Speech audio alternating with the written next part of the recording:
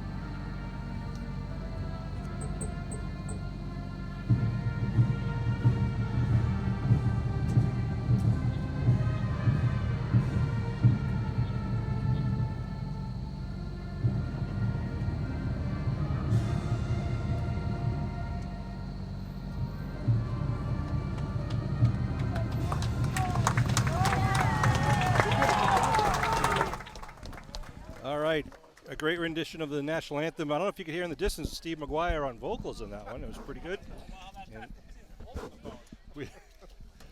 we are getting ready to start up the sixth game of this 2021 season.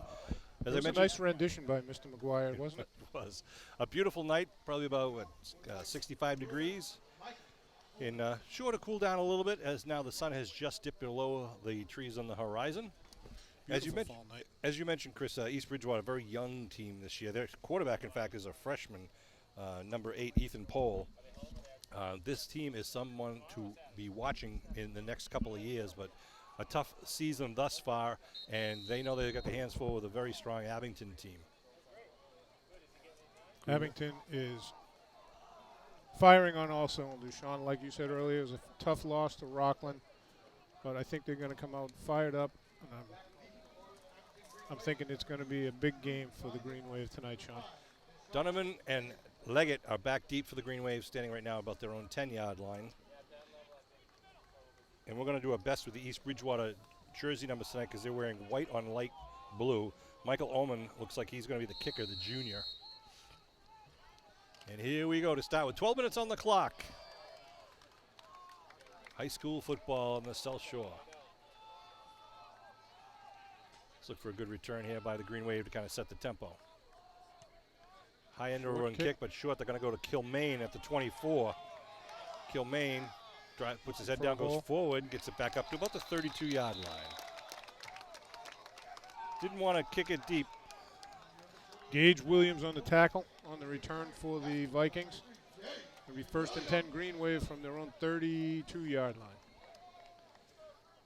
So out come the Abington offense. I'm going to take my PA hat off, Sean. Yeah, you're gonna. Please don't let me do that, all right? You have to shift gears and know when to talk and when not to talk. Exactly. Donovan out wide to the far side. Looks like Kilmaine is the lone running back with wings on each side. Ricketson on the near side. Looks like Curtis Lucas Summers on the far side. Riley puts Ricketson in motion. Gives a dive up the middle to Kilmaine on the right side. Big hole over the 40 to the 50. Kilmaine down the middle of the field. Kilmaine over the 40. Wow. All the way inside, deep into East Bridgewater territory. Patrick Donahue with the tackle from behind. Kilmaine just blew that wide open. So one step after the line of scrimmage, he was gone, Sean. Abington right up on the line here with the ball marked at the 37-yard line. Chain gang's a little slow getting down the field, unlike Abington's. That's right. Here goes Ricketson in motion. They give again right up the middle. It's Kilmaine Wow. once again. Kilmaine pops it through the middle. Still getting dragged now from behind down at the 20-yard line. Mason Kilmaine cheering up some chunks of yardage right now with the ball marked squarely on the 20. And Abington again right up on the ball. Gavin McLeod on the tackle for the Vikings. I like the no huddle to start, Sean. Really trying to catch East Bridgewater off guard here. Curtis Lucas Summers now around the left side. Big hole. Lucas Summers is going to go in. That's 6 for the Green Wave. Should I pull it, Kevin? Go right ahead. Touchdown, Muskegon. 3 plays, 63 yards for Abington with Kilmaine and Lucas Summers doing 3 the honors. carries. Nice job by the offensive line in all 3 plays. 20-yard TD rush at 11:06. And I hear you, Matt. 54 seconds on that drive, along with 63 yards. And kicking, to kick now will be Michael Riley. Kick is up and is Wide right. wide right. But the Green Wave on the board first. Very quickly. What'd you say? 3 plays, 54 yards, right, Sean? Nope, three plays, 63 yards. That's what I thought I said. A 63-yard drive, and the Abington line, which is blowing some holes open left and right. Some good bit of running by Kilmaine. I saw Mason warming up before the game, and I said, I want to call your number a lot tonight, and he started very quickly. Yeah. 2 runs, big yards. So Donovan will tee it up on the 40-yard line right in front of us here. Abington up 6-0. I'm going to attempt to use the binoculars here, see who's deep for the Vikings. I'll be focusing those in a minute.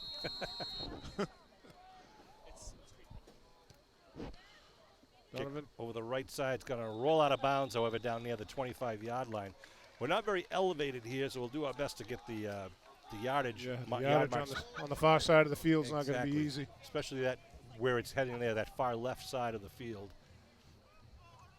But it looks like East Bridgewater is going to take the ball where it went out of bounds, which apparently, Where'd they mark it? yeah, they're going to take it up, waiting for the referees to 0. They have the option. They marked it on the 40? How'd it go out of bounds? Well, you know what, Sean? We on can't see it from here. It's on the 35. So they gave the option to take it to the 35, kick it over Yeah. again. I thought it was 10 yards further. So here come the Vikings at their own 35-yard line. Shotgun formation. Going to go student body right, trying to get around the corner. Good defense by the Green Wave, stretching it out. You're going to pick up about 1 on the play. Eventually brought down by, looks like LaRosa, number 62. Yeah. Mike Van Luling, great job keeping the play contained. He was the outside guy. And he held him up. Also helping out, number 80. Absolutely. Great play, second down. Second down and 9, maybe. East Bridgewater sends a man out wide to the far side of the field.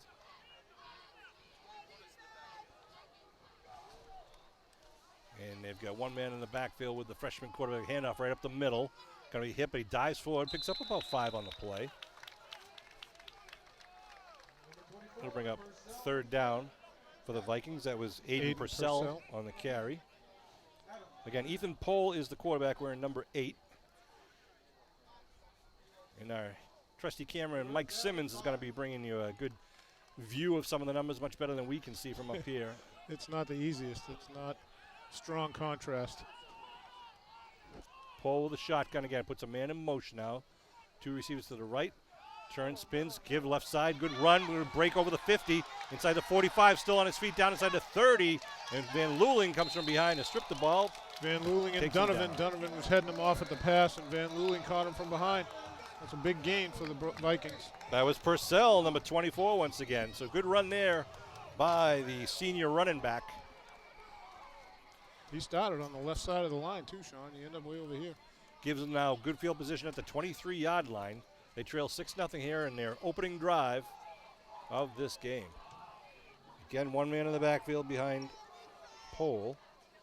They pitch left side. That's number 25 trying to get around the corner. Going to be stood up at the 20. And a whole bunch of white shirts. That's McLeod on the carry, Gavin McLeod.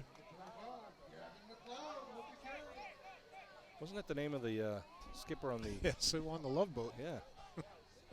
Spelled a little differently, but... I thought the same thing, Sean. Sorry to the McLeod family. I'm sure they've heard that a gazillion times. The Love Boat. Oh, boy. That's something they don't want to hear ever again. 2nd and 8 on the 21. I'm going to get Kevin to start doing that. Patrick Donahue checks out for the Vikings. Again, wideouts to each side. Freshman quarterback's got 2 running backs in the backfield with him. Paul hands off. Oh, it's going to ball's on the ground. Ball's on the ground. Ball's loose. Abington's got it. I think Abington's got it. They call him down by nope, that's a turnover, Sean. I think Deshaun may have come up with that. I couldn't see whose white shirt was on the bottom there. So a tough break for the Vikings. They moved the ball pretty well there, but there was a kind of an exchange in there. I had his number 6 maybe picked it up, but it looked like 5. We'll find out. Fumble at the 25, gives the ball back to the green with 8:23. We got to get a replay on that, Sean.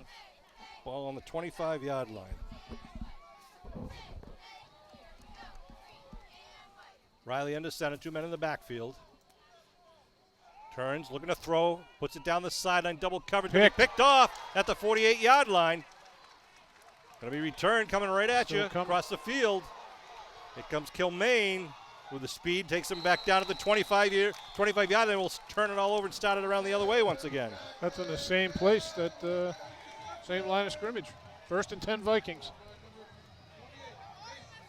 Kilmaine did a good job coming across the field to take him down. Trying to get the number of the guy who made that interception. It's like number 10. 10 is Jackson Ken. Donovan had 2 guys right on him, Sean. Yep. So, 1st and 10 at the 25 with 8:07 on the clock here in the first quarter. Abington up 6-0. It's like it never happened. The fumble or the interception, the ball at the 25. Give up the middle. Nice hit. Good stuff in the middle. Is that a BB on that? 57? Yep. That is, yeah. Adam Abibi. It is Adam Abibi, the senior linebacker. Big hit, stood him right up at the line of scrimmage. Yeah, maybe lost a yard. Right, caused the loss of 1. It'll be 2nd and 11. Called his number a lot against Rockland. Yeah, he's been playing pretty well, Yes, pretty he aggressively for the Green Wave. And we await the 2nd down play selection here on the 26-yard line.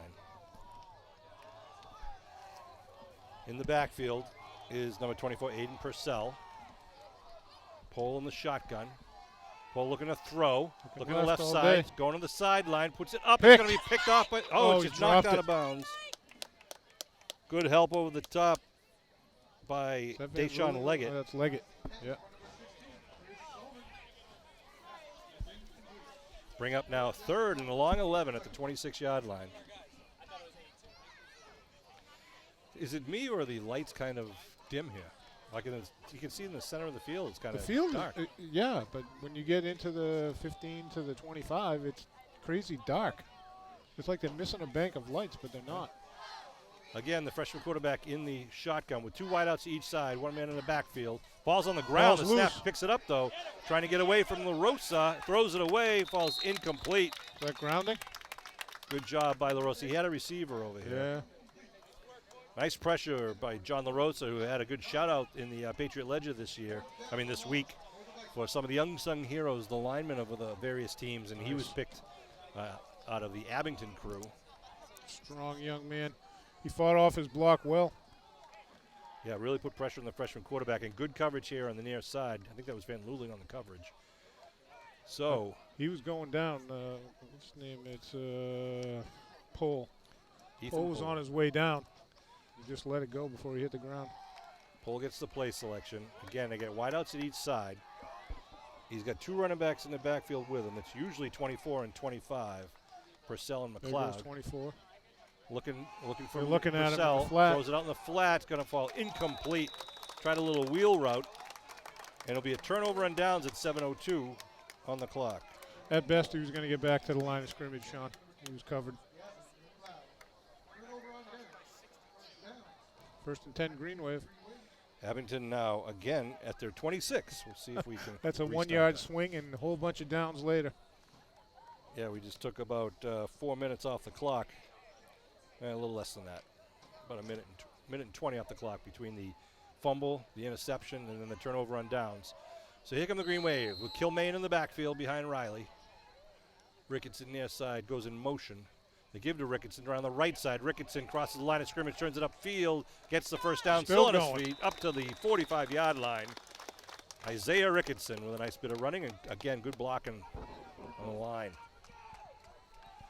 Play to the whistle. As soon as I get a chance, Sean, I'm going to focus this pair of binoculars so I can actually see out of them, and I'll tell you who makes the tackle. I'm struggling with those numbers from here. Put your clipboard down and play with your binoculars if you'd like that, Chris. Thank you. My binoculars. Thank you, Jed. Again, Kilmaine in the backfield. 1st and 10 Abington at the 40. Kilmaine up the middle, gets a quick handoff, breaks it on the right side, still up the middle. He's just driving his legs, gets it over midfield, down to about the 45, 44-yard line. Good bit of running there, pick up a 16 on that one. Mason starting off really strong this game. He's a strong runner, Sean. Abington right up on the ball once again, and a timeout being called by East Bridgewater, I believe. Oh no, they're sending a player out to the sideline with, I don't know if it's apparent injury or an equipment malfunction. So Abington will now go back to the huddle. Clock stopped at 6:16 by the referee, and now they started winding up once again here at East Bridgewater High School, Game 6 of this 2021 season. He had a helmet issue with his face mask, I think. 1st and 10, Green Wave after the Kilmaine run. Ball at the East Bridgewater 44. Mason in the backfield once again, the similar lineup. Riley puts Curtis Lucas Summers in motion and hands it off to him. Curtis kicks it up. Nice cut, Big cuts hole it back. on the left side. Curtis driving downfield, flag Flag. thrown behind the play. Got a holding, Sean? That's what Matt Nelson is signaling. He's right about half the time. Ball's down at the 26-yard line. Oh, they just moved it, yeah. They're saying that the infraction was back at the 39-yard line. Yeah, they're moving it back, so it must have been a call against the Green Wave. Nice cut there by Curtis Lucas Summers. Just kind of going back slightly against the grain and then just darting forward to pick up some quick yards.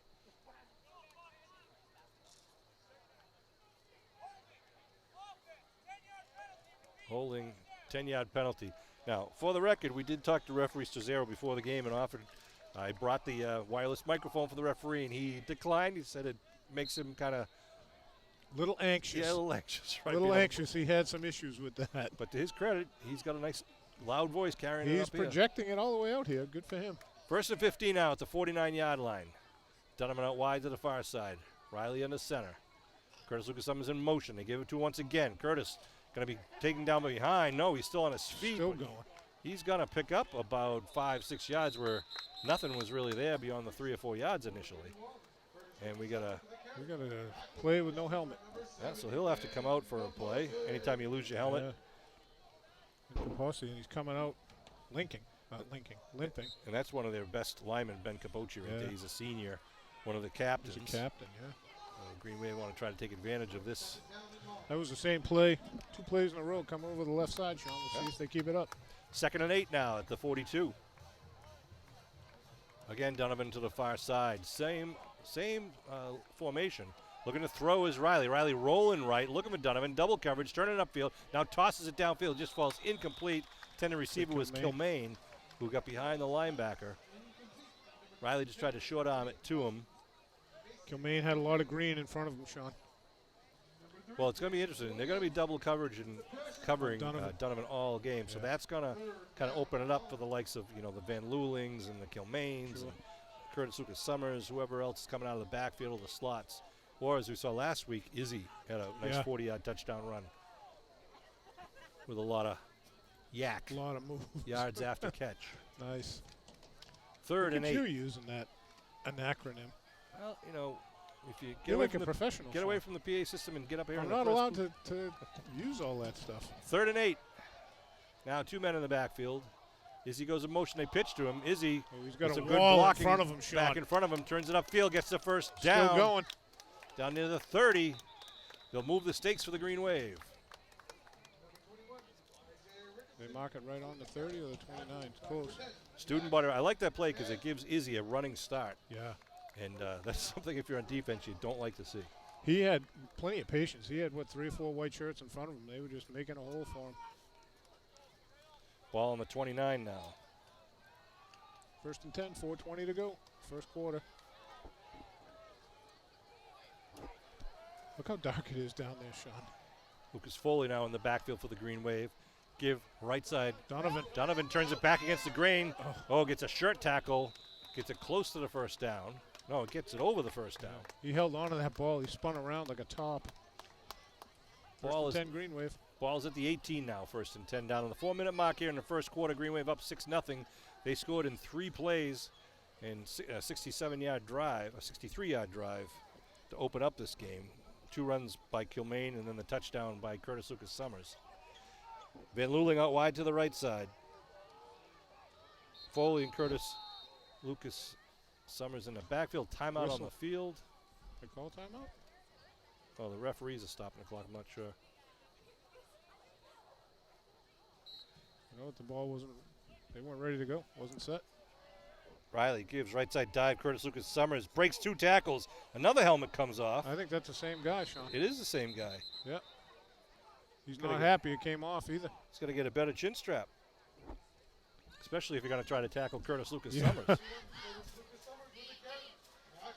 Yeah, that's Ben Capocci coming over to the side. A little equipment. He's not happy with that issue. Look at this. They're going with a new down marker. Something wrong with the electronic one. So the ball now marked at about the 15-yard line. 2nd down at about 7. Riley give right side Donovan. Donovan with a lot of real estate on the right side. Stutter steps, turns it back. And he's going to be taken down, looking for the signal if it's a first down or just short. It's going to be close. It's a yard maybe. Bad angle for us to see. First that down. Is a 1st and goal. It will be a 1st and goal. At about the, looks like the 7-yard line. Yeah. Donovan coming out of the backfield. Don't see it a lot, but when you do, it's dangerous. Was he lining up in the backfield, Sean? I was looking at something else. Is he lining up in the backfield, or is he coming from like the slot He'll come or something? Out. He can do both. He comes from the slot. He'll come from the backfield. Right now, we get Kilmaine and give on the right side. That was to Simonetti. No. Simonetti with the ball gets it down close to the end zone. I thought he was all the way in. Ryan Simonetti, number 25, the sophomore, following his blockers very well on the right side. 2nd goal. What's that on the 2, Sean? Can you see that? It is on the 2. Eating a lot of carrots, got great optical nerves, Kev. Kevin, Bill. Chris. Again, Simonetti and Kilmaine in the backfield for the Green Wave. Riley under center, looks over the offense. Give right side Simonetti, big hole. Simonetti big hole. Goes in standing up. Touchdown, Muskegon. Ryan Simonetti coming in from 2 yards out.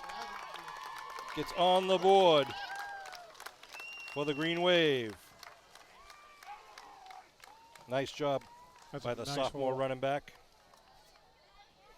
Getting his first touchdown of the year. Drive a truck in there, Sean. He went in standing up, untouched.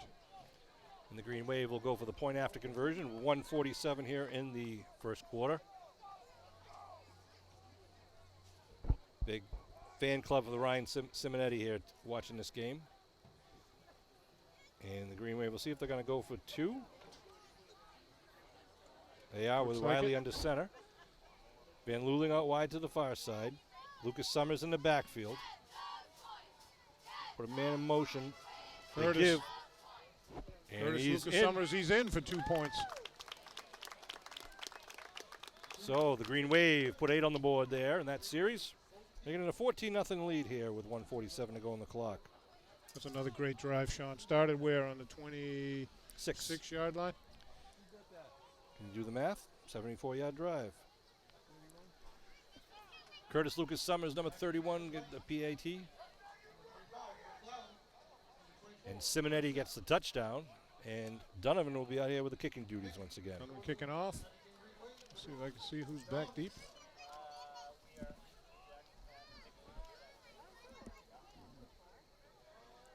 No, because my binoculars are still not focused right, Sean. Owner or operator error. Well, if I was a smart man, Sean, I would have bought my own binoculars by now. One's that just a twist dial. Here comes the kick from Donovan. High end over end kick. Going to come down right about the 22-yard line. Return straight ahead. Good return up over the 30. 31-yard line. First and 10 Vikings. Pat Donahue apparently on the return. I'm not sure if everyone heard that, but we did. The PA announcer here has his own special pro wrestling type of style. I think we may have to incorporate that, Sean. What do you think? You going to bring that back to Abington? Is that? I get enough grief for what I do, Sean. I can't see myself doing that. So at the 31-yard line, here comes EB. Minute and a half left to go here in the first quarter. Pole in the shotgun. Got everyone stacked up on the right side. He's going to take it. Fall on the right side. The freshman. Now cuts it back left. Deshaun Leggett chasing him. And he's going to be pushed out of bounds. And that was actually number 25 with the direct snap. That's Gavin McLeod, the captain.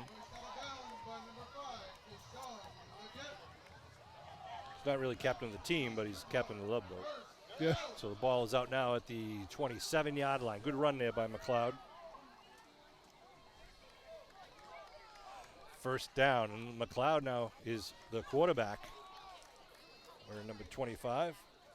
I think we may have to share some of these text messages, Sean, He's every once in a while. Back to the game. McLeod gets it's going to run it. Follows blockers right up the middle. Now tries to punch it outside. His own guy, Sean. And good job by the Green Wave D, just clogging up the interior there. 58. No, I see Brian Lopes coming out of the pile, number 68, and Wojo, number 78, coming out of the pile. And 57, Adam Abibi. Ball now at the 25. We'll bring up second. Second, 7, 8. 8. Clock rolling under a minute to go here in the first quarter. Green Wave D trying to keep him here and out of the end zone. The shotgun once again. Turn handoff left side. Oh, big hit at the line of scrimmage. Wow. Who was that? 88. I said it was Curtis Lucas Summers on the hit. Hensey Calise looked like he was in on that too. Yeah. So no gain. Bring up now a long third down and 8. Third and 8. At the 25-yard line. If they get this play off with 18 seconds and rolling. Looks like they will. Last play of the first quarter. Now Pole back in there at quarterback. Shotgun. 6 seconds rolling. They put the trips to the right. A handoff coming right at you. Trying to sweep around the corner. Good job by who's that? Van Luling? Van Luling. Nice defensive play by Van Luling. Shedding a blocker at the 20-yard line. Stopped him stepping in his up. stride and pushed him out of bounds. Yep. carry on the play by number 16, Chris Oman. And that'll be the end of the first quarter. It's going to bring up a 4th down situation to start the second quarter. Hey, and if you're listening to this game before Sunday evening, I invite you all, especially those of you who love haunted houses, get over to Barrett's Haunted House on Sunday evening, this Sunday, October 17th. Want to say a little more about it? Sure. All proceeds raised from the ticket sales to the Barrett's Haunted Mansion will be donated equally to the Boosters Clubs from Abington High School and East Bridgewater High School. Thank you to Amy Barrett, who's former Abington person. Abington she bleeds green and white, Sean, but she now lives in East Bridgewater with her family. Right, and all these donations from the net proceeds from that Sunday night at the Haunted Mansion are going to be split between the East Bridgewater Viking boosters and the Abington Greenway boosters, all in memory of her son Christian Barrett, who was a Greenway football player and lacrosse player, great athlete. And so, again, if you want to pick any night to go Sunday night, October 17th, and you'll help raise money to help the boosters from Abington and East Bridgewater. If Amy is watching this, thank you so much, Amy, for all that you have done for Abington Green Wave boosters, and now what you're doing for the East Bridgewater boosters as well. Much appreciated. And they're announcing it on the PA system right now as we speak. So the ball now at the Abington 21-yard line. 4th and about four, I would say, yeah. Larry Keogh on the clock in the press box, right on with 4th and 4. McLeod's going to take the direct snap. They stack it up on the right side. It's a little counter play inside and left side. Trying to turn the corner, and he's going to walk in. Wow. Nice play. A little counter play to number 16. Chris Oman. You got to hear this guy. I want to take my microphone off and let people listen to him. 21-yard run. Good play there by the Vikings. Well executed, a little misdirection. And they caught the Green Wave going the wrong way. Deshaun Leggett was trying to chase him down, just didn't have enough gas to get him out there. So they get their first 6 on the board, making a 14-6 game with the PAT to follow. Chris Oman slicing to the left side, and we'll see if they're going to try the kick or the conversion. Beautiful night for football, beautiful night to be a fan. A little warm for some of the players probably. It's a great night. We've been very fortunate thus far this year with the nice fall temperatures. It's going to be 65 degrees. They are going to kick. And the 32 is going to do the honors. 32 is Tim Heath. Oh, it's a fumbled snap. He picks it up. It's going to be taken down. I think that was Van Luling on him. Yep. It is Mike Van Luling on the tackle. So the kick is no good. PAT didn't happen. No good. Leaves it at a 14-6 score here with 11:51 to go in the second quarter. And EB will now kick off to the ever-dangerous Abington Green Wave, although if they repeat what they did to start the game, they'll probably try to kick it short once again. Yeah, that was Kilmaine that got the ball on that short kick.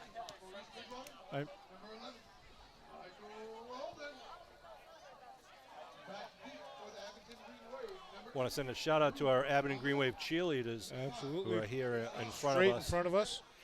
I'm just going to go down the list in alphabetical order. We have Lindsay Augusta, Kelly Bolger, Jamie Lynn Boyle, Elizabeth Campbell, Taylor D'Ambra, Maeve Duquette, Jada Flavin, Michaela Gunning, Olivia McGuire, Emma Maley, Maddie Murphy, Jillian Park Page, McKenna Perry, Lola Rivas, and Emily Simonetti. Well done, Mr. Nagel. The Abington Green Wave cheerleaders.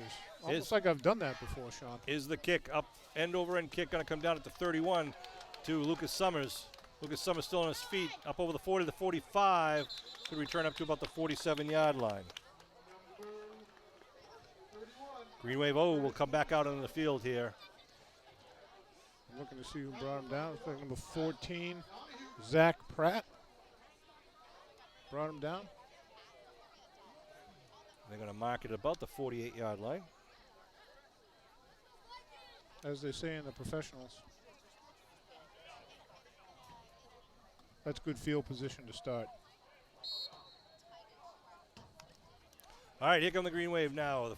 fresh set of downs and the new possession with Kilmaine, and looks like Lucas Summers in the deep man in the eye. They give the Lucas Summers right side, finds a hole, cuts it over the 50 to the 45. Curtis still on still his ball, going, still going. pushing it, He just needs driving. some friends. He's got 4 blue shirts on him, Sean. That was we had a great view of that Nice drive run. and using those thigh muscles just to push the Lucian pile. Fourier. You can see they try to shirt tackle on him, and that's nowhere near what's That's going to not stop enough. him. Moves it to the 34. Abington right up on the ball here, 1st and 10. No huddle once again. Kilmaine in the backfield. Wings on each side.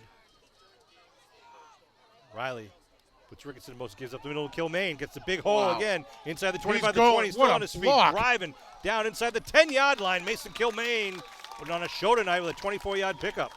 I'm not sure who just made that block to send Kilmaine. I think it was Drew Donovan.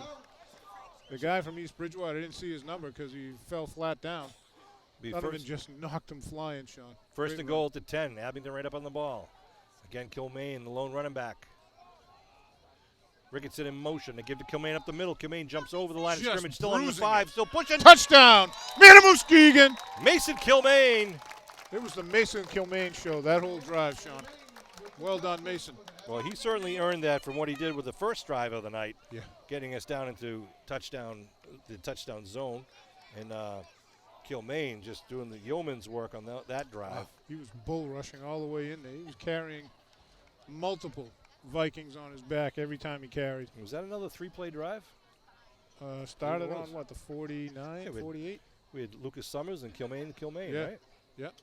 So a 52-yard drive. And this is Michael Riley Michael, looking to yeah. kick. Duggan's going to hold. Good hold, good Michael kick. the left foot. Oh, he went just No wide good, right. Wide right. The lefty kicker. That'll come. PA kick is no good, but it'll give Abington 6 more points on the board, making it a 26 game. 10:45 to go in the half. Riley certainly gets plenty of leg under the ball He there. He certainly drives does. it. Just as a freshman. I was going to ask you, Sean. I didn't know if he was a freshman or sophomore. Yep. He has plenty of time left. So now the Green Wave kickoff team will be kicking off left to right on your television screen. Drew Donovan going to kick off again. And Back back deep for the deep Vikings, 25, Gavin McLeod from And the 20. Love Boat. in 24, that should be Purcell. Aiden Purcell.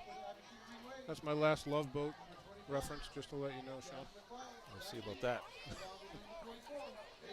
Unless Mr. McGuire starts singing that. So here we go. We are in the second quarter, 10:45 left on the clock. Green Wave up 20-6. Drew Donovan to do the kickoff honors for Abington.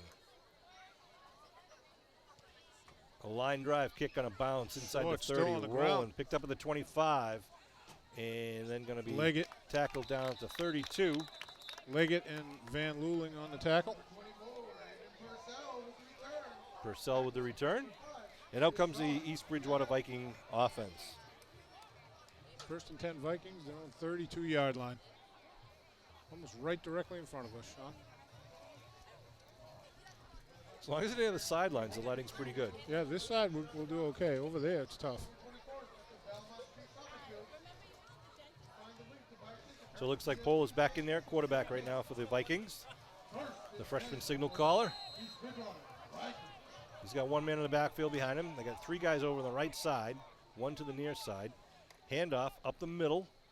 Spins on hits. It's going to be taken down for potential loss on the play. Number 14, is that who that was? 24, Purcell. They're giving credit to Shea, but I think William LeBlanc made that tackle, number 6. I'm not sure that was Shea. LeBlanc, I think, was in on that earlier play where I gave credit to someone else. So they'll 50 give him, lashes, Sean. they'll give him no gain, 2nd and 10 at the 32. Pohl again with 2 men now in the backfield, likely going to be Purcell and McLeod. I have to give it to Pohl, Sean. He's pretty poised so far. They're a going to freshman. throw. Puts it up, going down the sideline. It's going to be, almost picked off by picked. Deshaun Leggett. He read that quarterback's eyes and came. Wow. Nice job defensively. Pretty well thrown ball there, too, by Yeah. the freshman. He's hitting right on the sideline. Leggett wasn't even in his vision when he threw that, and all of a sudden Leggett made up about 15 yards. See Lucas Foley out there, number 26 on defense, or a BB number 57. Who else we got out there? We got Donovan out. Donovan, deep Leggett. with Leggett out in the safeties. Shea McClellan, middle linebacker. 74, Connor Peasy. Third and a long, right 10. in front of us. At the 32. Shotgun. Looking to throw. Rolling right. Goes out on the flat. Connects, but it's not going to be enough for the first. Gets it up to about the 40. Will be about 2 or 3 yards short. That was Mike Van Luling and Drew Donovan running him out of bounds. So they're going to mark it right at the 40. Be 4th and 2. They said LeBlanc on the tackle. I think he's making some stuff up, Sean. I could be wrong.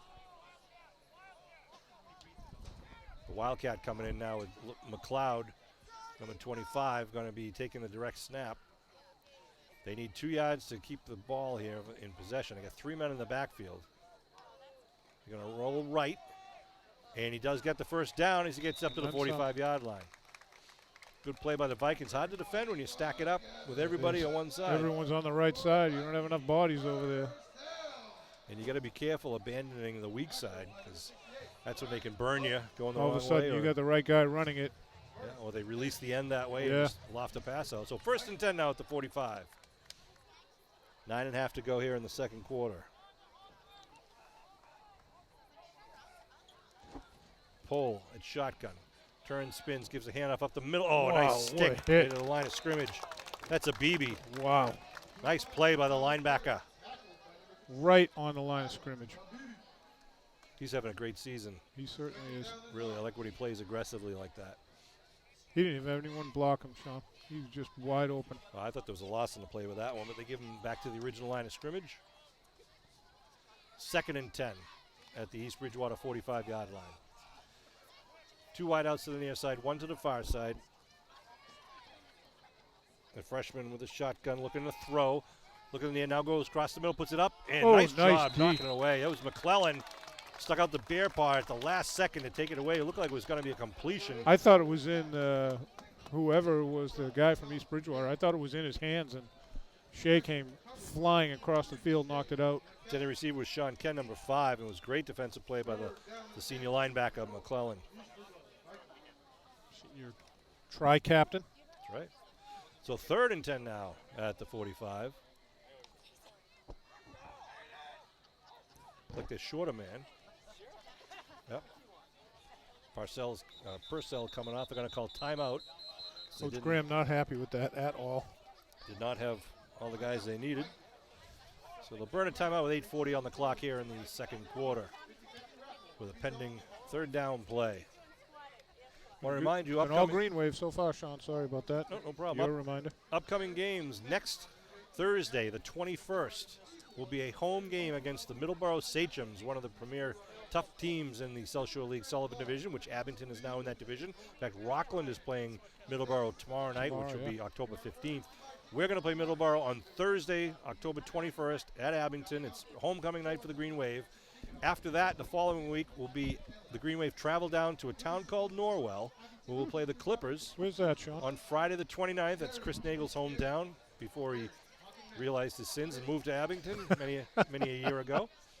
And then after the Norwell game, that'll be the conclusion of the regular season. And then the first 3 games in November are all going to be state playoff games.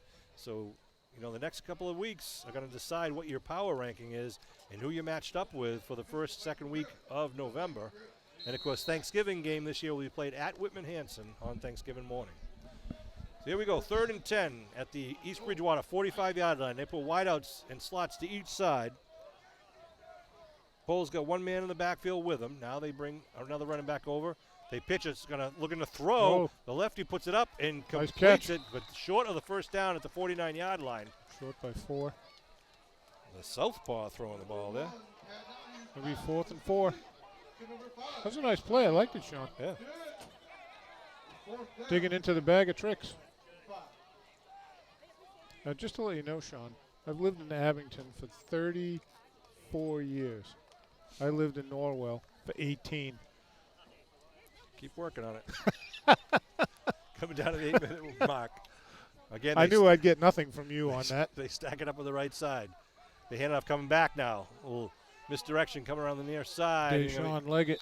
Yeah, Leggett doing a good job trying to hold the corner, but I believe it was enough get for the over? first down. He just get over the Yeah. 45. Should be a first. We got Jack Bailey in front of us saying to Chris Nagel, I hope you never sound like this PA announcer. Jack, He's I'm taking notes. certainly got a style. You don't want to take notes. 1st and 10 now at the 44-yard line of Abington. Again, they stack it up to the right side. And Purcell with the ball bumps into the men. Going to be taken down. Looks like a BB on that once again. He got 5 out of that, and they had him a yard and a half back, Sean. BB came blitzing through and got him from behind, but Purcell was able to fall forward to pick up a few. So it was 2nd and 6. Second and 6, right? 2nd and 7? Yeah, 2nd and 7 Yeah, 'cause with the they got to ball. go to the Ball marked 39. right about the 41 here. 20-6 Green Wave lead in the first half of this Social League Southern Division League battle. They lined up Wildcat again, Sean? No. Yeah, they are Wildcat. Purcell gets Purcell, it. direct Purcell snap. going to turn around on the right side. Gets hit by Brace. McClellan, though. Shane at the McClellan 40. made up a lot of territory. Nice did. tackle. Caught him at about the original line of scrimmage, a pickup of 1 or 2 at the max.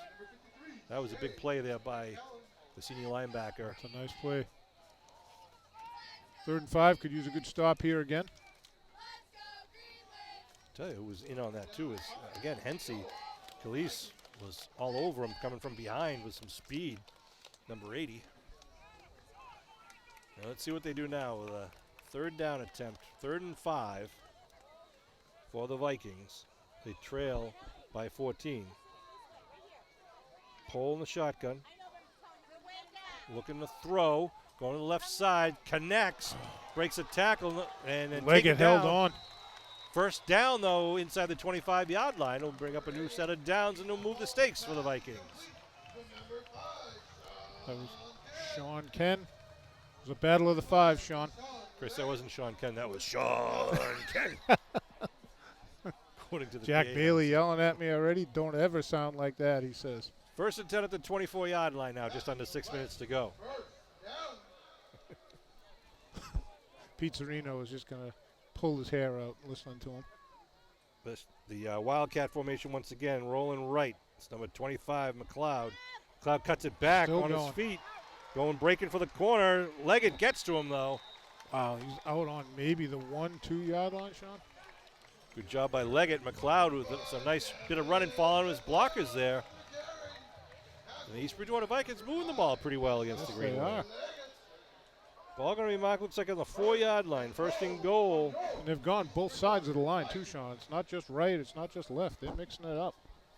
Well, they usually, they're showing you what they want to do. They're stacking up, and they have run the counter back against the grain. But, again, they stack it up on the right side. Yeah, not as McLeod, often with the counter. right side, looking for the hole, cuts it Right back. up the middle. And Touchdown, he's in. Vikings. McLeod, Gavin McLeod from 4 yards out.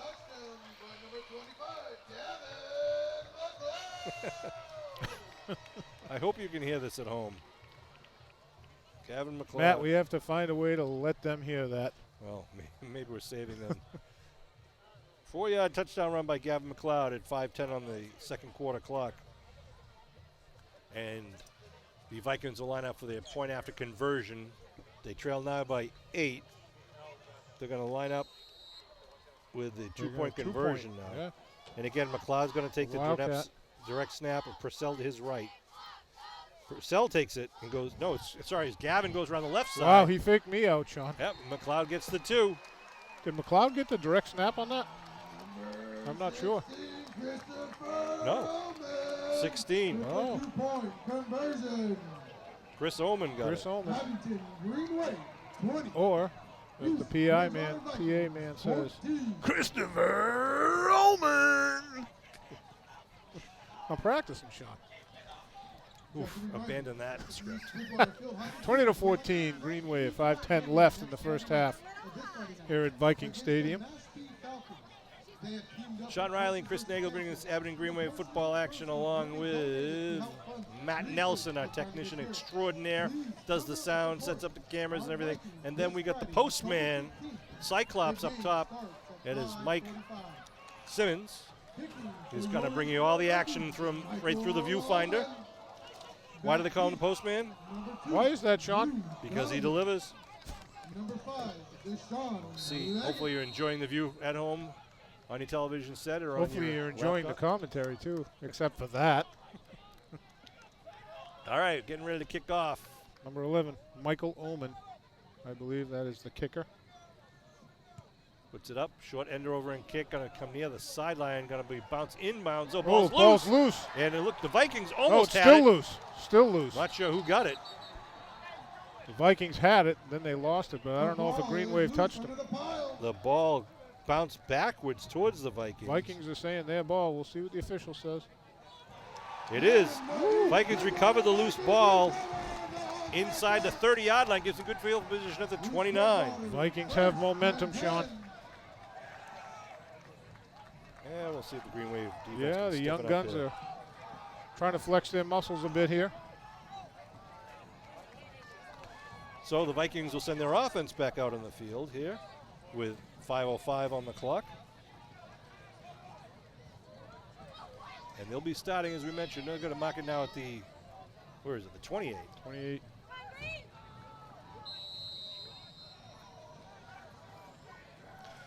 So the Green Wave defense going to have to step it up here and shut the door. Again, they got the Purcell and McLeod in the backfield. They're going to go with what works, Sean. Purcell's got the ball, 24, still on his feet, breaks through the initial lines, on his feet all the way He's going in. in, Sean. He is. One play One play from 28 yards out. to tie the game. Unbelievable. It's a shocker here at Viking Field. Nice Boy. run by Purcell. It was all green the first quarter. They took 6 plays to score 14 points. 28-yard run by Aiden Purcell. Following his blockers very well and just staying upright. The Wildcats proving successful. There'll have to be an adjustment on that. And they tie it up and they'll go for now an important point after attempt. 2 points again. Again, they line up with Purcell and McLeod in the backfield.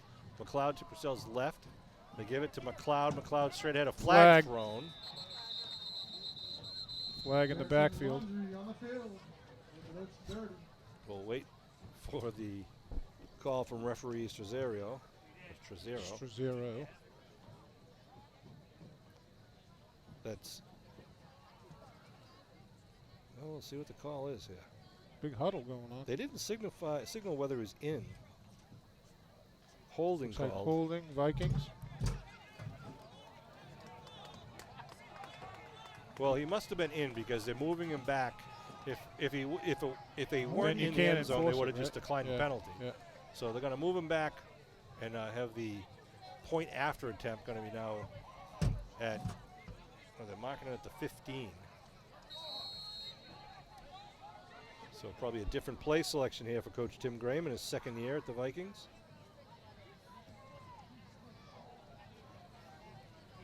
Right, is that that ball is just outside the 15. Yeah, it's just maybe the 16, maybe. Or And the then nose of the balls on Looking the to 15. kick is number 37, Nathan Riley. Big Wow. boom. And it's That's good. for the 1-point conversion. That was about 20 yards beyond the goalpost, too, Sean. That's a big kick. 32 is Tim Heath. So right now the Vikings are pretty happy in their homecoming night. And the Green Wave are going to have to wake up pretty quickly and turn the tide here against the Vikings. Boy, that was a big turnaround in about, what, 4 minutes, Sean? It's a pretty good kick by Heath. Yeah. From 6 p.m. to 9 p.m. Come kick off the Holiday So, Christmas and EV with Pride. 4:57 to go, the Vikings take the lead for the first time this game. And they now will kick off to the Green Wave, who trail 21-20. Is Heath kicking? Heath isn't even kicking off, is he? Or is that him now? Heath was wearing number 32. That's not him. Number 11. Why are they not Michael having a Ullman. kick? Honestly, with he that just boot. kicked that ball. What, 35 yards, 45 yards? Omen will time it kick. came If they down? do another onside kick, trying to get over the 50, they do, and they might have got it. That's the same play the Green Wave ran against Rockland. Yeah. Same And exact play. And the onside. It looks like they did recover it. Well, there's referee whistles on the field. What's going on here? First and 10 for the Vikings. Referee's talking to the side judge on the far side. Yeah, I'm not sure everything is as it should be. No, I here. don't see a flag. They're marking it at the 48-yard line. So, essentially, 2 onside kicks. Oh, are they saying? Referee. Timeout called How by about Abington. Abington, but I thought he just called Abington first down. That's an Abington timeout. So, EB working on adrenaline right now. With 4:55 on the clock.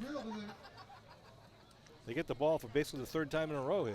Yeah. The Vikings athletic boosters are doing Ooh, the baby. 50-50 raffle.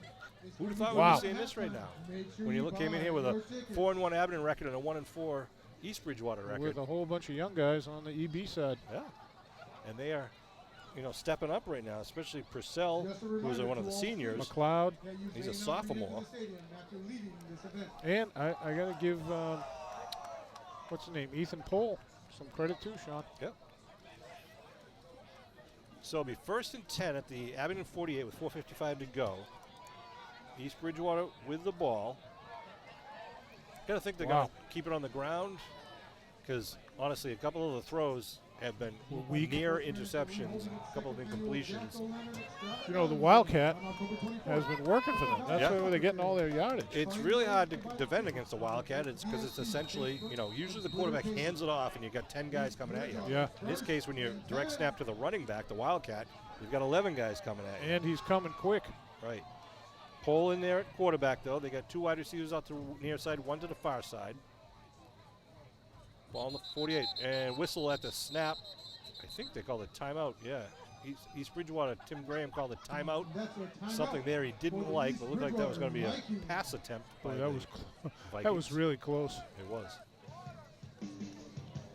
Again, if you're seeing this game on TV before Sunday night, October 17th, get yourself down to Barrett's Haunted Mansion on Route 18 next to the Ale House.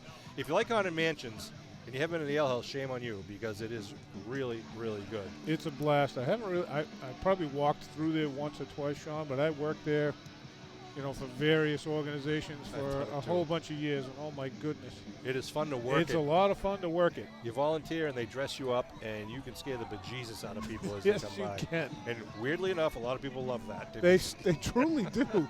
I used to love the young high school kids coming in with their girlfriends, Yeah. and the guys would push the girls in front of them when they got scared. Well, it was it great was when, crazy. when you recognize someone who knew them by name and you That's can right. yell their name out And they at have 'em. no idea who you are. Right. I loved it. All right. Whistles on the field. Ball at the Whistles 48. everywhere. 1st and 10. Here we go. Ready for play. Wind the clock up. Shotgun for Pole.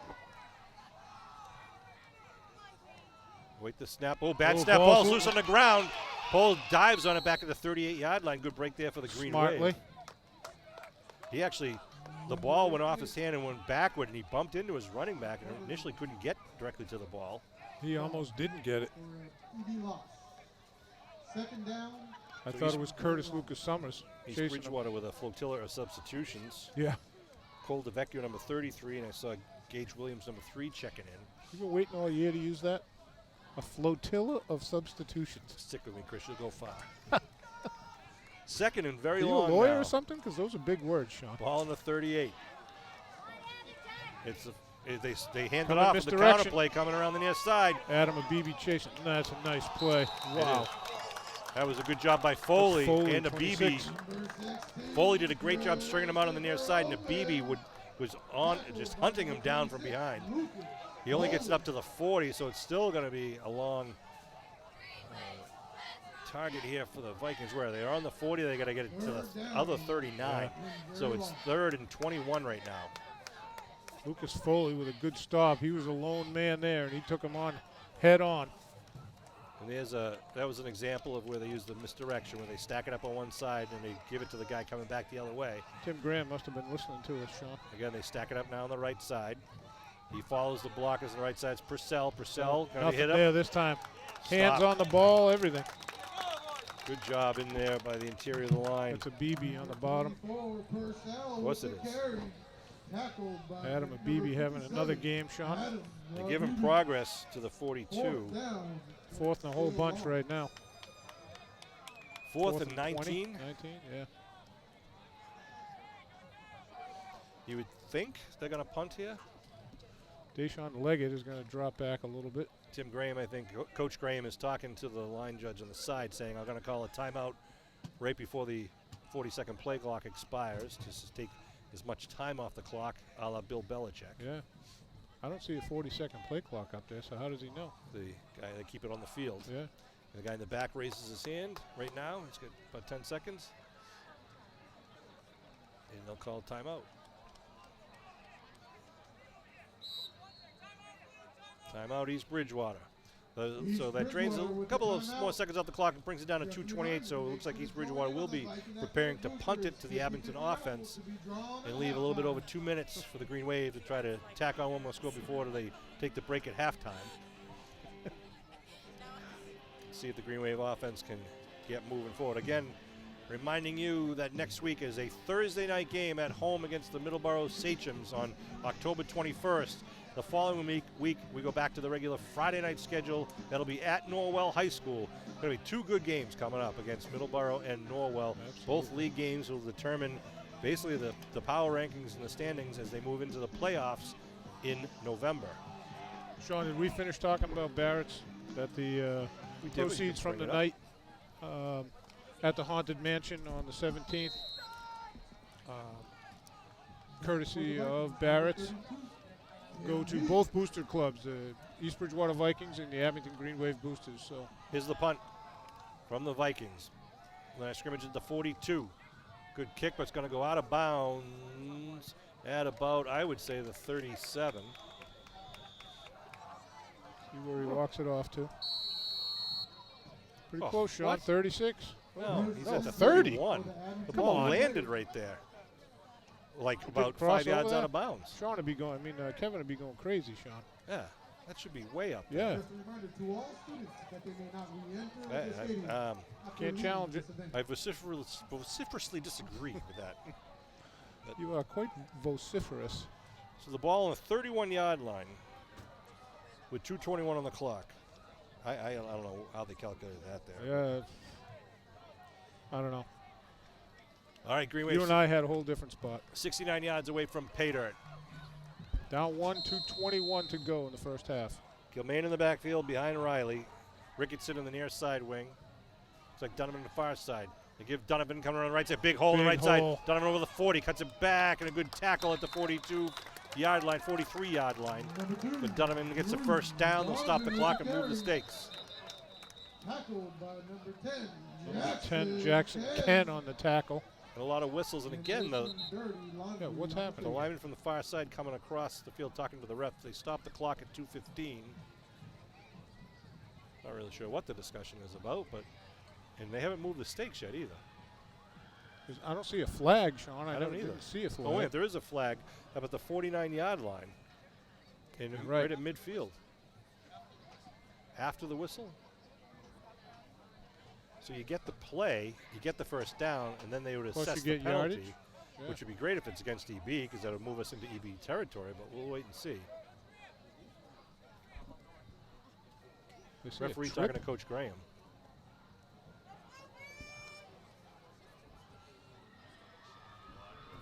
Interesting to see what this is going to be. We'll Why wait are they for- talking to the EB coach? Well, you might have a decision to make Yeah. here. Yeah, but it looks like they're going to Have- mark it off They're gonna against go, against East Bridgewater. So that's a good break there for the Green Wave. Ball up to the 44-yard line. They're going to mark off 15 yards. 15-yarder. That's a personal foul at the end of it. So pickup on one play. Unsportsmanlike. Unsportsmanlike. Ooh, that was after the play. That's Yep. a big pickup. Unsportsmanlike penalty. All right, now that means the Green Wave have the ball on the 42-yard line. I on didn't the see bench. anything, Sean. We were both of us were looking at the play coming right at us. Kilmaine in the backfield once again. Clock rolls now to 2:10 and going. Ricketson gets the ball around the left side, cuts it up the Is middle, he? cuts it back. Ricketson on the 30. Ricketson gets the first down at the 27-yard line for the Green Wave. Will stop the clock to move the stakes with 2:03 in the clock. Isaiah Ricketson just leveled 2. Yeah, just ran him over. He ran them into the ground. East And here Bridgewater's comes got one of 2 them. injuries here, and that's going to stop the clock, That's however. number 12, Jake Shaw, on one knee right in front of us. I think Izzy hit him right in Yeah. the chest. So 1:59 on the clock. Abington is moving the ball downfield. Now has it at the 27-yard line with plenty of time on the clock, especially if they keep chewing up yardage like they're doing right now. Hopefully the Green Wave are a little angry right now because, Yeah. frankly, that last quarter was kind of embarrassing. for That the was Green not Wave pretty, team. at least for the 4 or 5 minutes Yeah. when things were going south. They only have one player down, Sean, right now? Yeah. I want to thank you once again for everyone who contributed to the Abington Green Wave Boosters door-to-door drive, which is held the first Sunday in October. All the volunteers, student athletes, and parents who drove around town knocking on doors asking for donations, and the community of Abington was extremely generous this year, really helping out, which was very much needed because last year we couldn't do the door-to-door drive due to COVID, and so it was a record-breaking year for the Green Wave Boosters, and all those funds go right back into all the Green Wave Booster athletic programs, both girls and boys, varsity, sub-varsity, and it really helps us keep these programs running well and buying safety equipment and whatever it is they need to keep these programs doing very well. Thank you all so much for that. First and Green 10. Wave boosters do yeoman work. First and 10 at the 27. Mason Kilmaine in the backfield. Leg it out wide to the near side. Riley puts Isaiah Ricketson in motion, gives it back to Ricketson. Ricketson cuts it up the middle. Ricketson on his feet, then taken down as he picks up about 3 on the play. Bring up second down for Abington at the 24. Abington right up on the line of scrimmage. Leg it again out wide to the near side. Donovan's on the left side wing. Kilmaine in the backfield. Ricketson right side wing. Riley puts Ricketson in motion, gives it Kilmaine. Kilmaine, stutter steps nice up counter. the middle. Going to get the first Kilmaine, down. first down. Up at about Yeah. the 16-yard line. They move the stakes, stop the clock with 1:11 on the clock. They ran the same play 3 times in a row to Isaiah Ricketson. They came 21-20. back and gave it to the other guy, Kilmaine. East Bridgewater with the lead right now. Hopefully a temporary thing. Again, Kilmaine in the backfield. Riley gives to Kilmaine. Follows his blocker. Kilmaine on Wow, his feet. Mason untouched again. From Just carrying blue. 16-yard out touchdown by Mason Kilmaine. Touchdown, Matamuskegon. And the Green Wave do answer the bell on that one. As they started from their own 31-yard line with 2:21 on the clock, and they Well now done. down to 53 seconds. That was a nice drive, Sean. It really was. Good blocking by the Abington Green Wave offensive line. Bunch of big plays. Isaiah Ricketson on some really nice carries, and Mason Kilmaine to finish it off. Well done, Green. A 69-yard drive. Good job of the Green Wave there, too, because taking the lead before they go into halftime, knowing that they're going to be kicking off to open up the second half, kicking off to the Vikings. After an extended halftime they'll be having here. We won't bring it to you, but it's their homecoming festivities. Abington lining up for 2. Kilmaine and Donovan in the backfield. They give Donovan right side, trying to get around the corner. Big Donovan going hole. to the corner. No one's going to catch him, Sean. Drew Donovan puts 2 more on the board. Once he gets outside, no one's going to get him, Sean. That makes it a 28-21 Green Wave lead at this point with 53 seconds left to go on the clock in the first half. And the Green Wave defense now going to make sure nothing good happens for the Vikings with this final minute of play. Yeah, they need a couple big stops, Sean. Baby, who would have thought you had 49 points scored in the first half here? I have to say, it's no insult to the Vikings, but I did not expect that 4-minute run, a 5-minute run, for all those things to happen. The onside kick, good call. Yeah. And well executed. Absolutely. Fumble on a kickoff. And this is the 501st career game for Coach Jim Kelleher. The 500th being last week against Rockland. Coach Keller has 294 career victories, so he's quickly approaching a 300-game victory mark. Donovan to kick. Line drive, going to be caught right at the 30-yard line. And it hit back. Oh, Met. who's that? Van Luling. Mike Van Luling. Stay away from number 8. Hello. Number 1. Wow. That was number 1, Patrick Donahue. Number 8. Mike Junior. Van Luling. Donahue saw a big number 8 just coming at him. He just kind of stood up straight and said, uh-oh. First and 10. Wow. for your Mike East Van Bridgewater Luling in full Vikings. stride there. First and 10 Vikings on their own 38. See if the Vikings try a little razzle-dazzle here to try to get another point, some points on the board. It looks like they're going to stack it up once again with the Wildcat. You know, Sean, we saw their kicker on the extra point. No, they got the freshman quarterback out there. But they also have the Wildcat. Yeah, they do the Wildcat. They do Oh, the reverse. reverse. Coming in their side, and they're going to be taken down for no gain. Again, that's Kelly's. That's Hensey with a nice job, number 80. Nice job. Checking himself out for a second. Got a little ding there on that play. A little That brings limp it- going on. Connor P's going to check in, a big number 74. Clock is rolling. East Bridgewater not stopping the clock here. So they're going to be content to just not give the ball Yeah. back to Abington here. Going to keep it on the ground. 2nd and 11. Shotgun once again. Fake the handoff, keeps it right side. It's Purcell. Purcell taken down. Nice tackle. That's going to end the first half, Sean. Number 24, Aiden Purcell with the kick. That was Donovan, I believe, on the tackle. From the backfield. We just stretched it all out. And What was that? Van is Luling again. halftime with the East Yeah, I think that was Van Luling on the tackle. 28. So, a very eventful Wow. first half, 28-21 Green Wave lead. Viking Grill.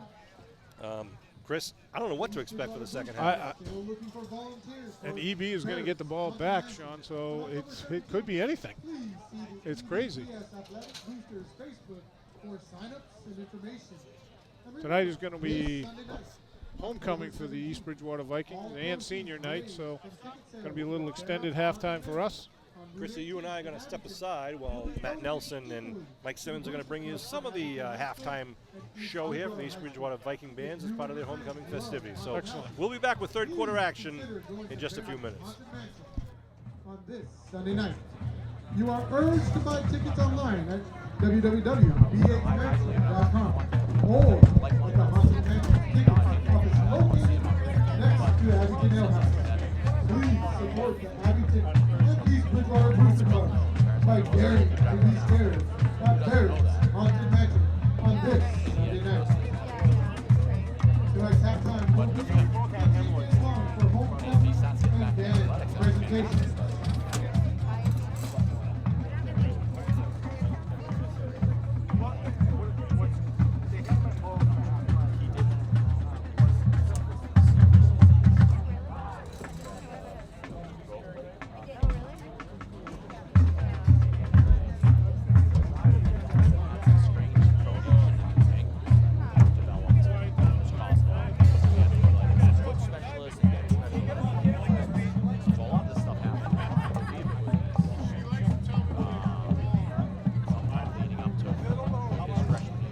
Those Vikings will be holding a second annual draft weekend extravaganza on October 24th at the Belmont Street Soccer Field. Find the link to buy tickets on the BSB Facebook and Twitter pages.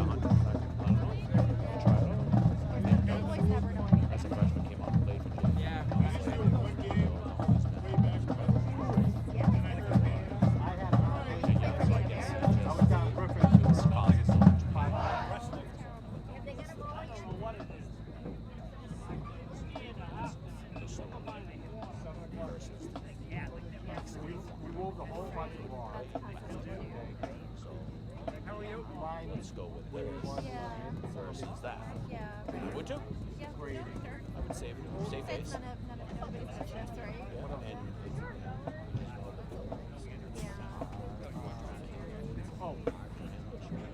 That's just like there's such nice people.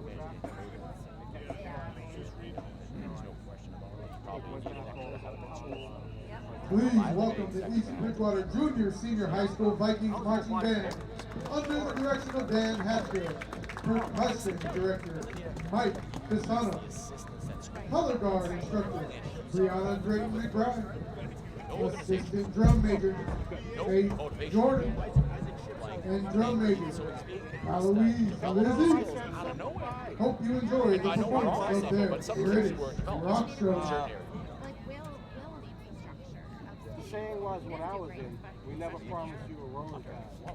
Yeah, so did Sam. Yeah. It's not fun. And anybody who says they enjoyed boot camp didn't do it right. Sometimes. Maybe he didn't want to bring back to No. It's not right. Yep. Like I said, I say, I'm all like, I see him on the ship on the floor, 6 feet. Just thinking,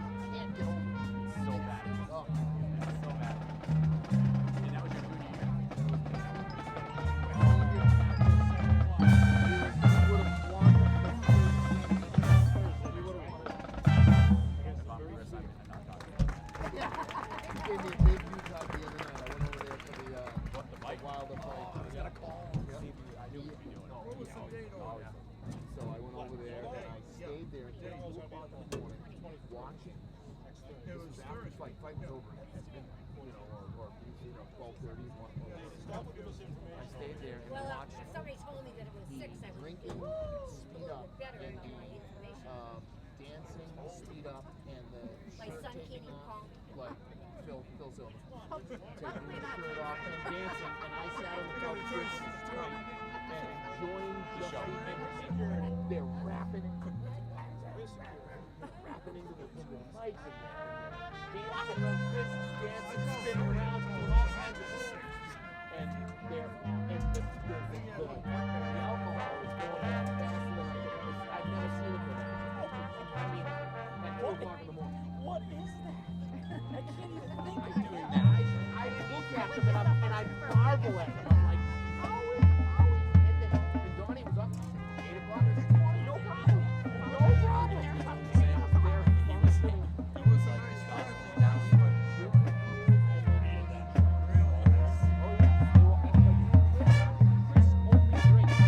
I'm living.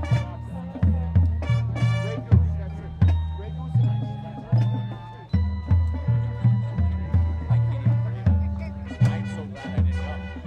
I was gonna call. I swear to God, I saw the. I was going to in advance. I bought the ESPN. I said, I'm gonna call Chris to see if he's getting it. And I knew he would get the fight, but I didn't get around to it. I don't know exactly the reason why I didn't get, hanging around. But Kurt, Donnie, Chris, Phil. They're all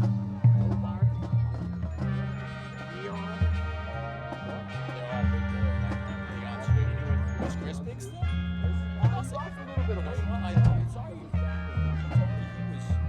He said he got up to 280 a long time ago. And then I saw him. So that was probably 4 years ago, more ago. Then I saw him live. He told me how heavy he had gotten. I was like, holy shit! Forget it. That's not his even his frame. At least you have frame to carry weight. He does not have frame to carry weight. No, you know, he's not like a big bone like you.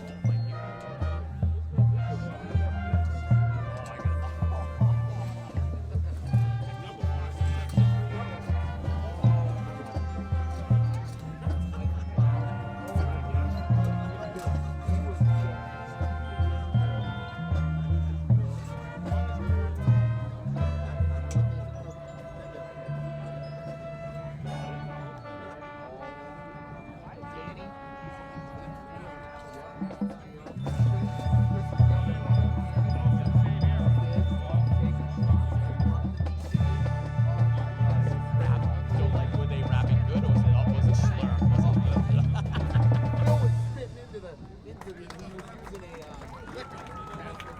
hear it for your East Bridgewater Junior Senior High School Viking marching band. All right, Sean Riley, Chris Nagel, Mike Simmons, and Matt Nelson back here to bring you second half action here at Viking Field at East Bridgewater High School. A 28-21 Abington Green Wave lead after a big turnaround by the East Bridgewater Vikings in the second quarter when they rambled off 21 points. But Abington, scoring last in the first half, now going to come up and kick off East Bridgewater start the second half. Hoping for a better beginning to the third quarter than the middle of the second quarter, Sean. Line drive going to bounce at the 24-yard line. Turn up the middle, going to be taken down at about the 36-yard line. 75 for the Green Wave. 75 is Aiden Powers on the tackle. First and 10 Vikings on their 36-yard line. So just to recap the scoring, Abington started it off with a 20-yard run from Curtis Lucas Summers. It was a 3-play drive for 63 yards. Then after exchange of turnovers, Abington capped off a 74-yard drive with a 2-yard run by Ryan Simonetti to make it 14-0. Let's go to the play at hand here. Put a man in motion, shotgun formation.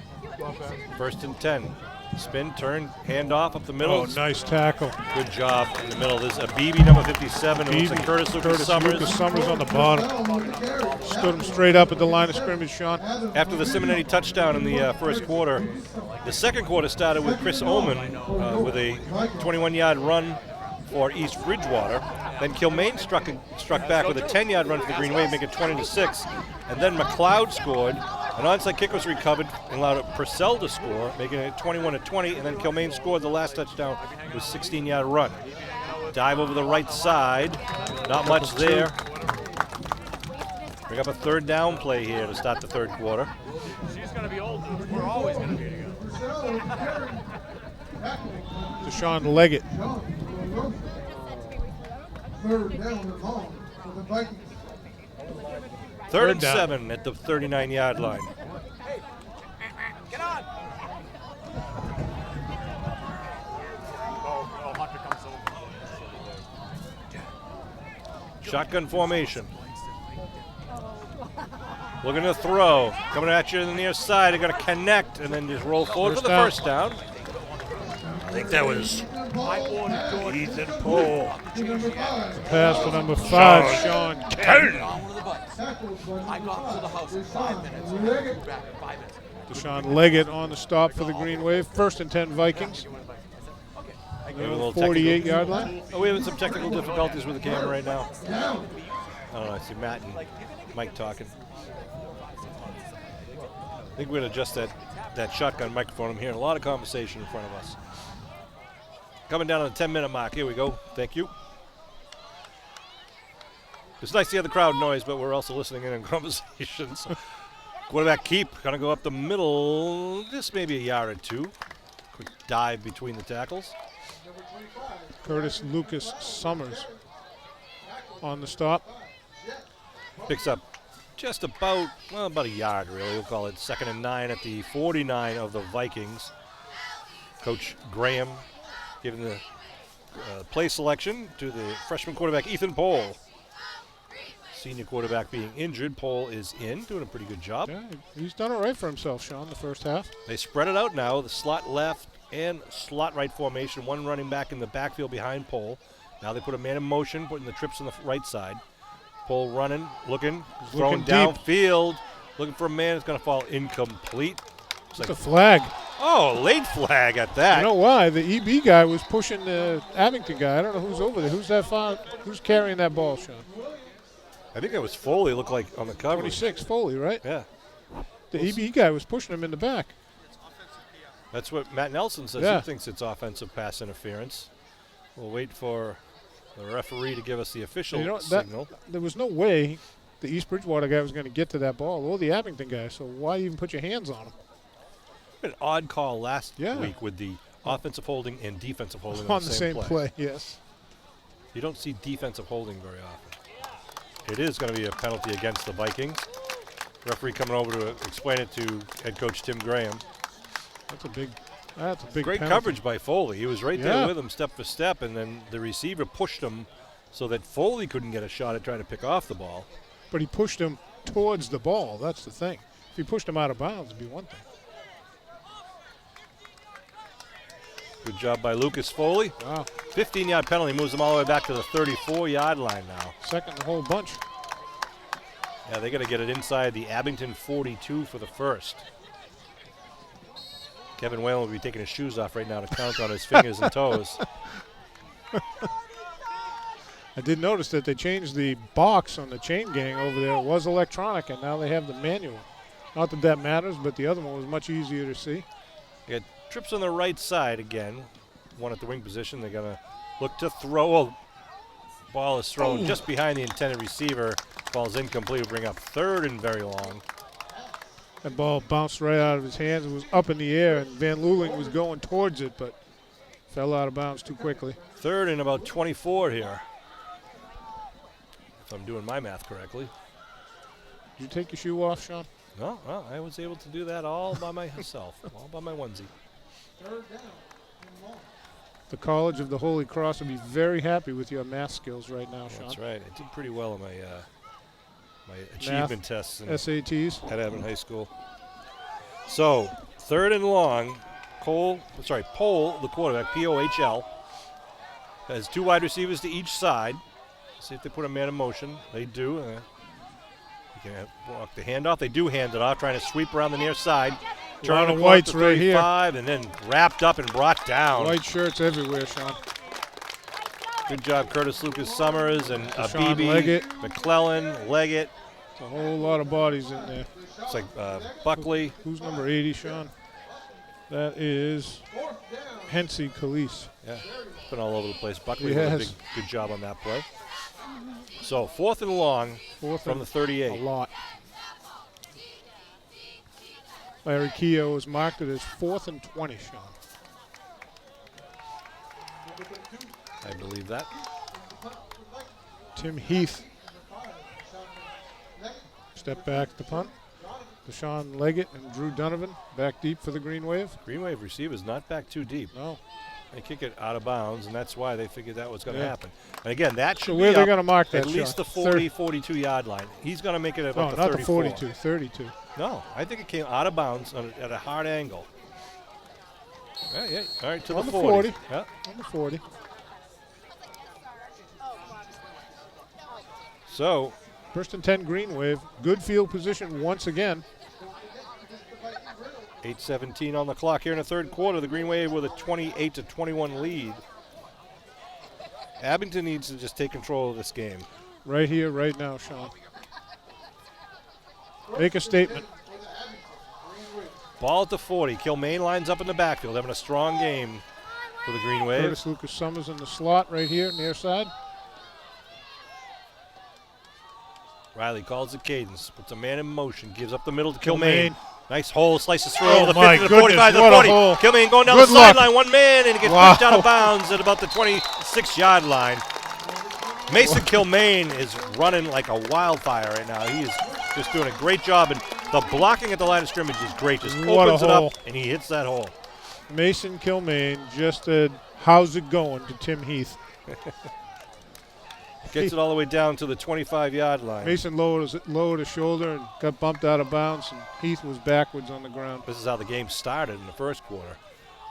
Curtis Lucas Summers in motion, takes the ball around the left side, cuts it back. Lucas Summers inside the 20, Nice hole. picks up about 6 on the play. Second down for the Green Wave with just under 8 minutes to go in the third quarter. This is the Green Wave's first possession of the second half after forcing a 3-and-out for the Vikings. Abington on the line of scrimmage. Donovan out wide near side, single coverage with a safety over the top. They're going either way here, Sean, left or right. They're making holes. Kilmaine in the backfield. Kilmaine gets the ball, and nothing doing on that time. Get tripped up right at the line of scrimmage and bring up a third down. I think that was Kilmaine's shortest run of the day. Yeah. There was just nothing there, Sean. There was just blue shirts everywhere in the middle. Kilmaine a little slow to get up. Bring up 3rd and 4 at the 19-yard line. Yeah, Kilmaine checking out to get a breather. Kilmaine, and who's number 73, Sean? 73 is Henry Dow. Sophomore. Ed Riley gets the play selection from his father, offensive coordinator Ed Riley. They come to the line of scrimmage here. 3rd and 4 at the 19-yard line. Timeout. Being called. That's all by right. the Green Wave. Yeah, I want to make Better sure to they be safe than to be sorry, Sean. keep moving this ball forward here in the 3rd quarter. I remind you that on Sunday, November 21st, the Abington High School Athletic Hall of Fame will be inducting its newest class of Hall of Fame members. It'll be held at the auditorium at Abington High School at 1 o'clock with a reception to follow. Got a great slate of inductees this year. We got Joey D'Antonio from the class of 86. Cecilia Bombardia Akins will be inducted posthumously from the class of 84. We have the entire 2002 Super Bowl football team going to be inducted and all their coaches. We also have Bob Bancroft from the class of 66, I believe it was. Lindy Hansen from 1945, one of the best all-around athletes for Abington High School back in the day. And then Dickie White from the class of 78 was an outstanding soccer and hockey player. Held the records for the hockey team back then in the 70s. So if you like tickets, they're $25 each. Are available at my law office in Abington Center, or you can call the Abington Athletic Department 982-0070. All right, here come the Green Wave. 3rd and 4 with 2 men in the backfield. They put Foley in motion. They give left side. Curtis left side Lucas Summers. Barreling, pushing, Still driving, going, Sean. backwards pushing. Look at him pushing backwards. He's going in, Sean. He's going in. Curtis Lucas Wow. Summers, a man with a mission. He had a little help from his friends. He got stood up at the first down marker and just kept driving down from the 15 down to the 5, with, of course, with help of his teammates there. He never gave up, Sean. Sets up a 1st and goal now at the 5-yard line with 6.5 minutes to go and roll. I was giving a little shout out to the halftime. British Rock got by with a little help from his friend, Sean. That was pretty good from the East Bridgewater Viking band. Absolutely. 1st and goal now for Abington. In the backfield is Foley. With Ricketson left wing, Lucas Summers right wing. They put Lucas Summers in motion. They give Lucas Summers left side, cuts it back inside. Lucas Summers trying to scrum, and nothing really doing on Might have that got one there, Sean. Good job by the boys in the light blue. Bring up 2nd and goal for the boys from the Bing. Next week again, Thursday night game, October 21st, home against Middleborough at 7 o'clock. Very big, very tough Middleborough league game. And then on Friday, October 29th, will be Abington at Norwell to take on the Clippers. Another league game, the final regular season game, and then we start the playoffs in November. Here comes the Green Wave out to the line of scrimmage. Haven't seen Mason Kilmaine back in. Is that him right there, Sean? No, we got Ricketson and Foley in the backfield. Gotcha. Ricketson in motion, gets the pitch. Needs 5 for the touchdown. Wow. Turns it up, dives Wow, forward. touchdown. Man, Muskegon. Isaiah Ricketson, 5 yards out. Put 6 more on the board for the Green Wave to bump it up to a 34-21 with the PAT to come. That's a great drive, Sean, to open up the 3rd quarter. Well done, Green Wave. We talked about making a statement. We might have had it, Sean. Yeah, they started that from their own 40 after the kickoff, so a good 60-yard drive. Izzy doing a good job, and great job by the blockers in front of him, just kind of stretching it out, putting a body on a body. Mason Kilmaine was gobbling up yards, as was Curtis Lucas Summers. The best run of the night so far was Summers. He must have gained 8 yards all by himself. Michael Riley for the PAT kick. Looked like movement, though. So Riley's going to get a second shot at that one. That was a good boom. That was a good kick. Let's see, it's going to be dead ball offside against the defense. So move it from Half the the 3 distance. to the 1.5 yard line. See if that changes Abington's decision. I think they are going to try to now run it or convert it. Offensive coordinator Ed Riley made that. So what we do now is we take Mike Riley out, we bring Eddie Riley in. Yeah. Brotherly love, Sean. That's right. Although Michael would like another shot at that. He crushed that one. But with the ball at the 1.5 yard line, don't need a lot, but you still got to get it. East Bridgewater knows they're coming at you. Green Wave discussing the play selection here. Do they go wide around the end, Chris, or do they try to go right up the gut? They have plenty of speed in the backfield, Sean. They've been able to get around. As long as they can set the edge. Of course, Riley could always call his own number and Yeah. sneak it across. He's done that a handful of times and successfully. Mason Kilmaine back in.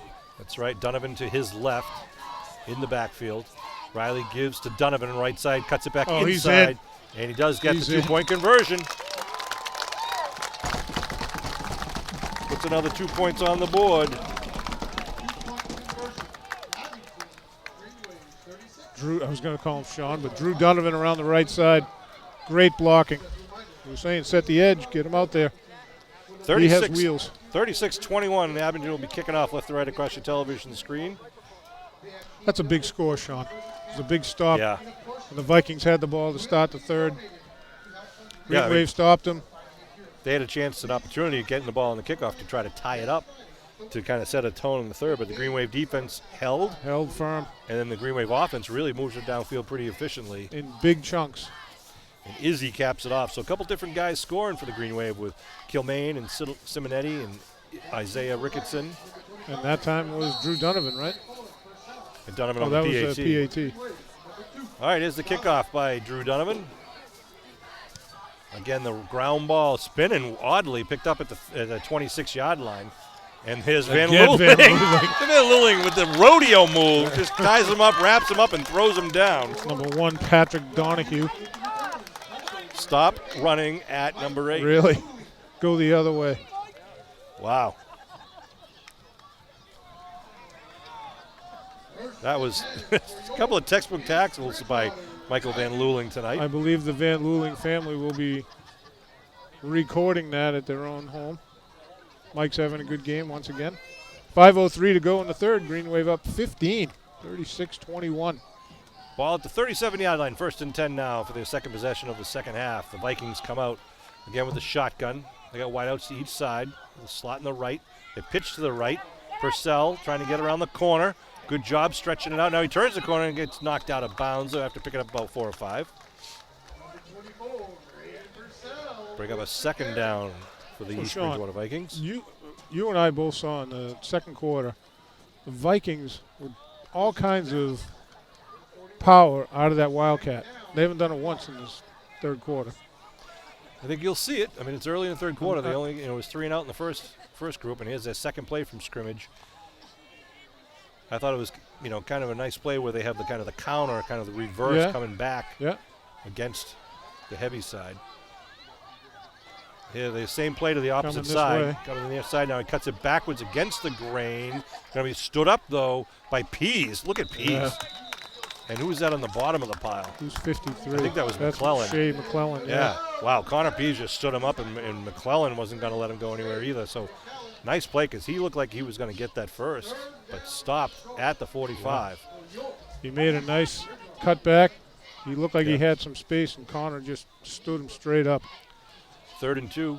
Don't forget to return your your nickel bottles and cans to Bailey's Garage to help raise money for the annual St. Patrick's Day Parade at 9 Orange Street, St. Patrick's Square in Abington. I'll be there Saturday morning, Sean. Returnable cans only, Chris. Okay. I've been down that road before, Sean. 3rd and 2. I don't want Mr. Bailey to yell at me again. They go to the right side. He gets stopped. Nothing. Nothing. Not going to be a first Sean. down this time. That's a BB, and lost the number of that guy in the middle. He was just 55. Was that Buckley? I think it was Buckley. So it brings up a 4th down on the 45. Interesting decision here for the Vikings once again as they trail by 14 in the third quarter. So they're keeping Pole in there. I think they're going to go. They're going Wildcat here, Sean. Yeah, I mean, they were successful with a couple of fourth down conversions earlier. McLeod's making the call, number 25. They're going to line it up in Wildcat. Purcell's number 24. Gavin McLeod's number 25. Actually, it's not even a Wildcat, Sean. Well, it's a shotgun direct snap, and it's a reverse Coming trying to this come on the near side. Look at that. Out. Nice job. Wow. Beebe gets to him first along with Van Luling. And the Green Wave what defense. What a stop that is. That's a loss of 5 and a stop on the 4th down. They came out with a little fire in the belly here in the second half. A loss Adam of Beebe. Big once again, Sean. We've been calling his name a bit tonight, Sean. Sure have. He's having a whale Him of and a Mike game. Van Luling. Mike was in on that tackle, too. So they mark it down at the 42-yard line when the Green Wave offense will come out with great field position with 3:13 on the clock. Trying to add to Eddie a Riley 15-point not lead. happy with his teammates. A little slow coming out of the off the sideline. Ball right here in front of us at the 42-yard line. Donovan out wide near side. That was a big turnover on down, Sean. Foley in the backfield. It was. Lucas Summers in motion. They fake. They're looking to throw. They got a man down the middle of the Eddie field. just got drilled. Who's there? Open and going to fall incomplete. Intended receiver flag. was Izzy. Looked like the referee may have thrown it. But nope. Eddie took one right in the chest.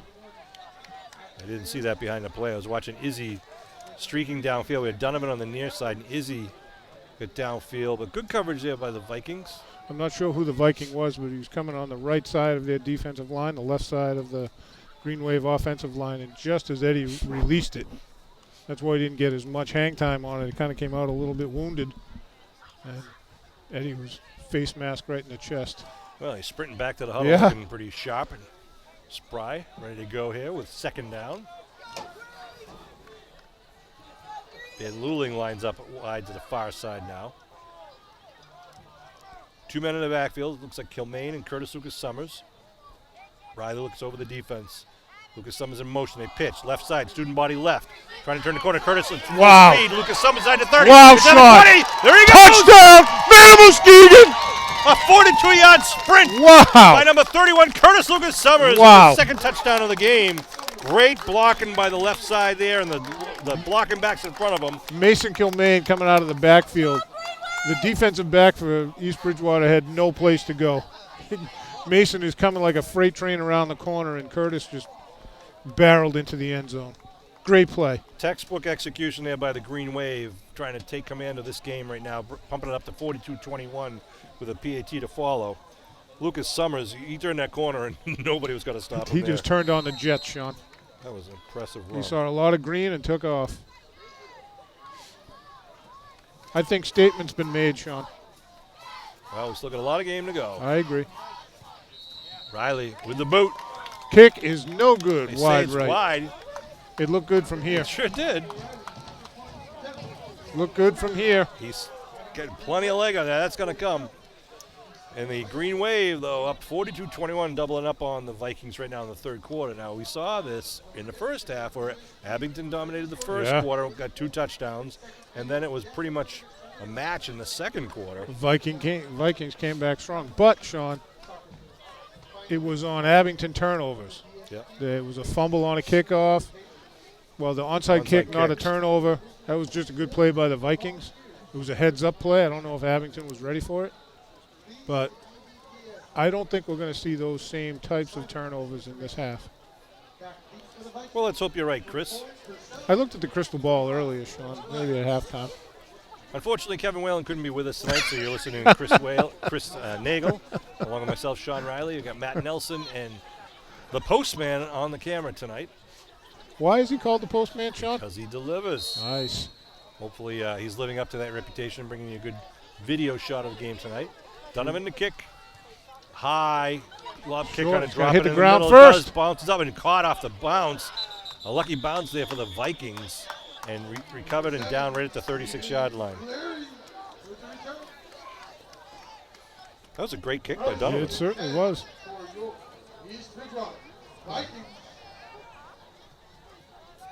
So East Bridgewater offense back out. Haven't been able to get anything going here in the second half. They'll start it at their own 36.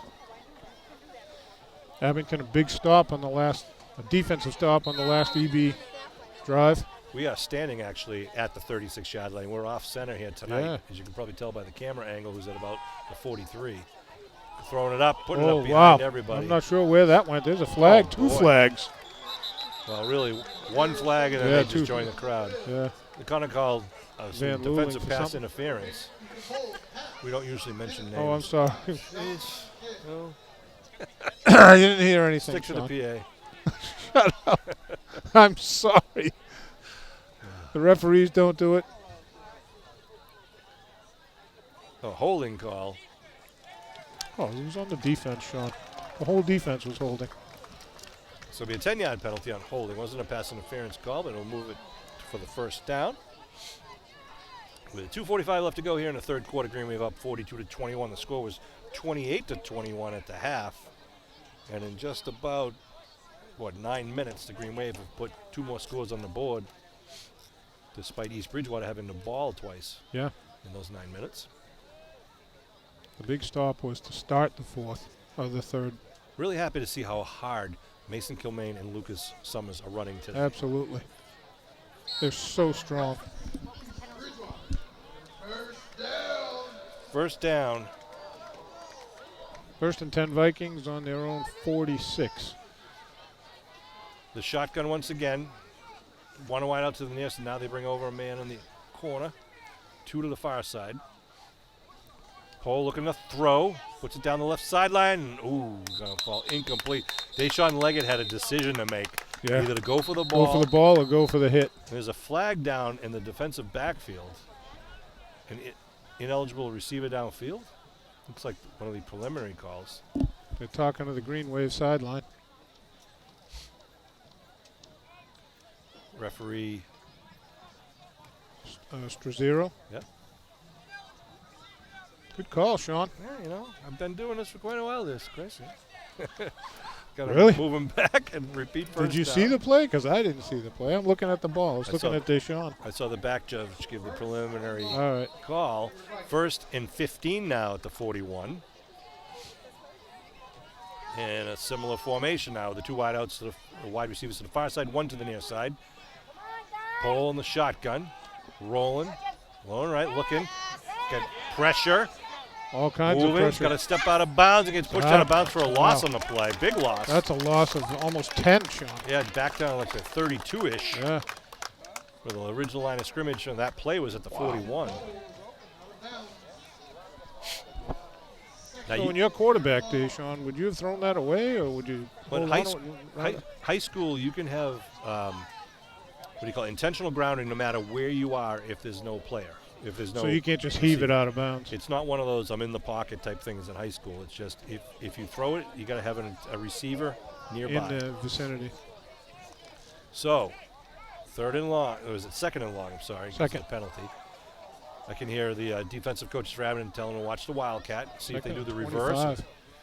Running right, student body right for the Vikings. Oh. Popped in the backfield, in the line of scrimmage, and run out of bounds. Pick up maybe a 2 at best. Just the contact to get him off stride, Sean. Yeah. Some good hard hitting there by the Green Wave. Yeah. Still going to be 3rd and 20 plus. No, it's actually 3rd and 13. No, I'm only kidding you. 3rd and 23. 13. 3rd and 23. They got to get it down to the Abington 44-yard line. So They we'll need see. a couple of big chunks here. And See if they try a trick play. We saw kind of Razzle basically a dazzle. halfback pass earlier. See if they do a little hook and pitch or something different. 2 wideouts looks to each side. Yep, there are. all kinds of receivers out there. Pole awaits a snap. Low snap. A timeout being called by Timeout Coach EB. Graham before the snap. I think Coach Graham didn't like the Abington defensive alignment and so decided. Matt Nelson is sending me messages saying it's 3rd down and you can get to the moon quicker. So. It's been a good third quarter for the Green Wave, Sean. Yeah, they really want to. Strong defense, strong offensive play, too. Well, this is obviously a potential pass play for the Vikings, so the Green Wave would love to get either an incompletion or interception here and force another punt from the Vikings. and Absolutely. See if the Green Wave can march it back downfield. I want to thank Peter Serino, athletic director, and Bud Madden, the guy who does everything behind the scenes. They're here tonight helping out as they do at all the home games. And Bud of was course, here bright and early this afternoon. yeah. I want to thank everybody who volunteers with the Abington Green Wave Boost. Is Missy Merrick, who's the president. Steve McGuire helps out there. There's a lot of people. Marianne Dankeys. Marianne, yeah. You know, if you don't Deb have Quinn. to. If you just go to one of the meetings, you're a booster. And Yeah. You can learn. You can share ideas. Volunteer an hour at a game or at a fundraiser, and many people make light work. You know, and the Abington Green Wave Boosters have always been a successful and a fun group to work with. Great organization, Sean. And they do good work, as you said. 3rd and long for the Vikings. Again, the wideouts, 2 of them to each side in the slot formation. Shotgun. Pole looking to throw, looking down the right side, puts it up in the air. It's going to fall incomplete. Had a man doing a quick out or a button hook over there, but Yeah, brings he up threw now it in the- 4th. They were going to the sideline. The receivers were going to the sideline, and Pole was going 8 yards off the sideline. So this drive started at their own 36. It ends now at the 33. Wow. And we said, what did we say, 4th and 20-something, 4th and 21. 23. Well, Larry Keogh has 4th and 21. Well, Larry's wrong. 4th and 23, we're going to punt. Sorry, Larry. 1 man back for Abington is Donovan standing at his own 40. They're going to punt out of bounds. Well, they go right at Donovan's going to bounce, though. It's going to It's go gonna out of roll bounds. Out of bounds. There's a flag back at the punting area, Uh-oh. which Is that a roughing? well, Still they're not moving gonna the be enough, chains though. right now. Except for the box. Stays where it's supposed to. Let's see what the referee said. I don't know if there was a roughing the kicker penalty there or If it's we roughing have the ru- kicker, no, it's running into the kicker for 5 yards. still going to be 4th and a whole bunch. Well, he can decline it, and Abington would take the ball where the ball went out of bounds on the Okay. kick. So if I'm Coach Graham, I say pin Abington back right there and don't On give the Donovan 20. Yeah. a chance to run it back. Because otherwise it's going to be 4th and 18, and they're going to be kicking. And who knows what's going to happen. Coach Graham is pointing down there. Well, he's trying to go over his options Yep. with the ref. So we'll see what his decision is. He's declining He is it. going to decline it.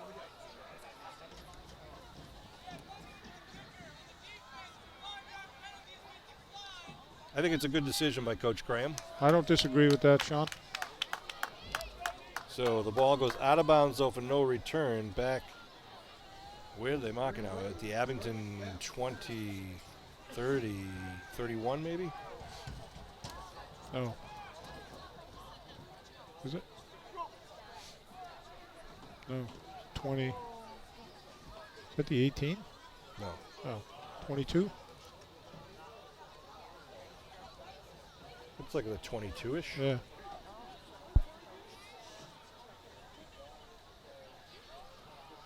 Why are they still discussing that, Sean? There's 3 guys over there. Oh, at the line of scrimmage? Something's happening. I know. Sure. Oh, it's the student section apparently on the other side of the bleachers. Referee Struzero coming over to talk to Coach Graham. Kind of straighten out whatever's crooked, I guess. Ball's 1st and 10 on the Abington 22-yard line. It was a with short 2:10. discussion.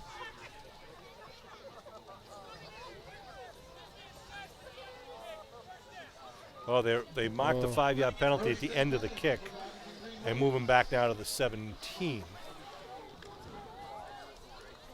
I didn't realize that. So the Green Wave 83 yards away from another touchdown. Riley under center. Showing blitz. Give left side. Curtis. Well, that was Kilmaine on Was the it? run. Not much there. Bring up 2nd down. That was number 70, Ben Cabosi on the tackle. I'm working on that, Sean. I'm telling you. Clock is stopped by the referee on the field. He's coming over talking to the Green Wave coaches. Don't know what's going on. Want to say once again, we did offer, we brought the referee microphone down to the game tonight, but the referee decided not to wear it. It's his option, his election. Man, So there's here a we lot go. of discussion just on a couple of plays. 2nd and 10 now. Clock Back starts. at the 17-yard line. Kilmaine in the backfield behind Riley. Riley calls his cadence, puts the man in motion, gives Kilmaine. Kilmaine dives over the left tackle, picks up a couple. Got a few. Was that Number 28, Mason Gilman with the carry, tackled by Shipload, the Vikings. Is John Sellen is at quarterback, the lefty. For the Green Wave? Yep. He's a sophomore. And I say it every time I mention John. He's an outstanding pitcher for the Abington Green Wave baseball team. We saw him warming up pre-game today. So Sellen now has, looks like Izzy in the backfield. Offset left. He's got Kilmaine on the right. Sellen puts a man in motion, pitches to Izzy coming around the right side. Izzy going to get hit in the back, but spins away though, still on his feet, and then going to be shirt tackled down for a loss on the play, but they mark him back up near the original line of scrimmage. Bring up a third down.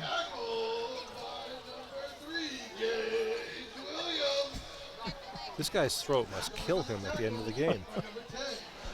I don't know if you can hear it well on the microphone, but he has this guttural WWF type of voice. Yeah. 23 seconds and rolling here. I don't know if they're going to get a playoff. 4th and 10 for the Green Wave. Who's back deep here for the Vikings? I think Abington's just going to let the clock roll, Yeah. take time off the clock, and they'll go into the break between the third and the fourth quarter. That is what's going to happen. So both teams will go talk to the respective coaching staffs. Green Wave. That was a big third quarter for the Green Wave, Sean. Yeah, they tacked 2 more scores on with the 5-yard Isaiah Ricketson touchdown at the 5-9 mark of the third quarter. And then we had Curtis Lucas Summers with a spectacular 42-yard run on down the far sideline to make it 42-21, adding on to the 28-21 halftime lead. And that was kind of the quarter we were hoping we'd see from Abington. And now we'll see if we can kind of keep moving the ball. Might see some of the younger guys playing here in the fourth quarter. Yes. And which is always a good experience as we head towards the end of the season, or to the middle of the season, really. Had the pleasure of taping a new show that Peter Serino and I are doing called The Buzz, and everything about the buzz about Green Wave sports, Green Wave athletics, things that happen in high school, and got to interview Jackie Earnert today. Oh, nice. She was she just won The Arnold Trophy. Arnold Trophy, yeah. She has the school record for the cross-country league course. She also has the school record for the 4x800. I mean, she's outstanding. She's a great, not only a great athlete, but a great student. And just fantastic senior leader, all-star. They're going to be going now, trying to qualify for state competition in the very near future. We wish Jackie and all of her teammates and all the guys in the boys track team best of luck. A worthy recipient of the Arnold Award, as was Eddie Riley. Drew Donovan. Ball at the 16-yard line. Donovan runs right, puts it up. Nice kick by Donovan. A high kick. A good kick. And a bounce. Lands inbounds. A little backwards and then stops at the 41.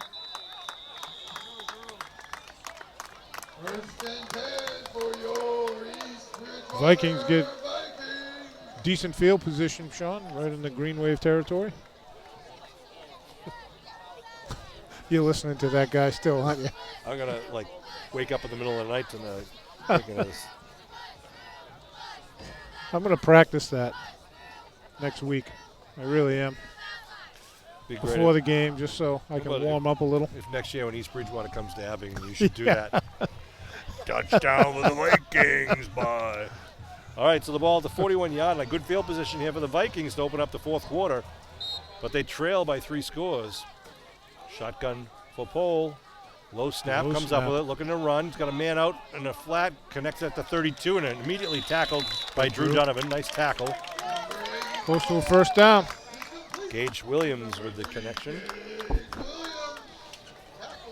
Boy, that's almost on the mark. They're saying it's short at the 32. Short, So yep. It's got to be on the second other and 1. side of mark. 2nd and 1 at the 32-yard line. Going left to right across your television screen. The Vikings break their huddle. They come out with one man in the backfield. Can't see the number. Cole gets it. Looks left, goes to the other flat, and it falls incomplete. I thought he was throwing to the front guy, Sean, the first guy. There were 2 guys, one right behind the other.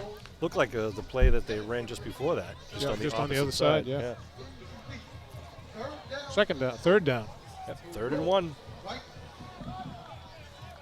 Vikings need to get this 1 yard to kind of keep possession and keep moving here because they do not want to choke it up to the green wave once again. No, they've been stagnant a bit offensively except for that pass just a minute ago. Looks like they might go to the ground here. They bring Here comes the Wildcat. literally a full house backfield. Yeah. 4 men in the backfield. Snap, they turn, they spin, they go up the middle, gets the first down and more, breaks it up the middle. It's Wow. going to be taken down at the 15-yard line by Leggett. Deshaun Leggett, a touchdown-saving tackle. Be 1st and 10 for the Vikings at the 15. Aiden Purcell. It's a pretty good running back, Purcell. There was nothing fancy there, Sean. He saw the hole and just went straight through it. Just Vikings just trying to put more men in the box in the green wave and kind of burst open a hole. The same Coming formation. to get him again. He'll snap to the quarterback. He's in the middle. They spin around. They gave to the back deep. Purcell. Gets hit. Nothing there then. That's Buckley, number 55. Who else is on the And bottom? company. There's that. Jeff Buckley's a junior for the Green Wave. Pushes him back. Oh, no, they give him back to the line of scrimmage. 2nd and 10 at the 15. Buckley certainly met him at the line of scrimmage. Pohl coming back in. Ethan Pohl's a 5'8 freshman. Getting some good quality play time as Yeah. a freshman. He's not the biggest kid on the field, but he's poised as a freshman, Sean. Yeah, he I sure can't say is. that enough tonight. Purcell is the back lined up behind him. Put a man in motion, 16. They give it to him around the left side. And there's the Leggett. play. Wow. I think that was Leggett, wasn't it? It was Deshaun Leggett with a great defensive He play. had a blocker in his cheek. He just brushed him off and made that tackle for Chris- a loss. Yeah, Chris Oman had nowhere to go when he saw number 5 coming up around the corner, and a big loss of 4 on the play brings him back to the 19-yard line. You know, if he cut back to the right, because his blocker, he was looking at the back of his blocker. He tried to get around the outside, get to the sideline, but Deshaun said, I don't think so tonight. 3rd and 14. Green Wave telling the def to move up here. They snap. They're looking to throw. Man across the middle Oh. falls incomplete. A flag thrown. Oh, that's a late flag. Now, that's only, I believe, a 10-yard penalty. No, a 15-yard penalty, I believe, so it wouldn't be enough for the first down. The guy on coverage had a hand on him but was not interfering with him. Just kind of following him. Yeah, unless it was off If ball. it's what I Sean. saw, yeah. I'm not really sure. We'll wait for the official. They don't tell us that. 9:10 on the clock. Clock stops while they discuss it. And we don't have the replay of that. It was 3rd and 14. They had kind of a slant down the middle, fell incomplete. And now referee Strazero.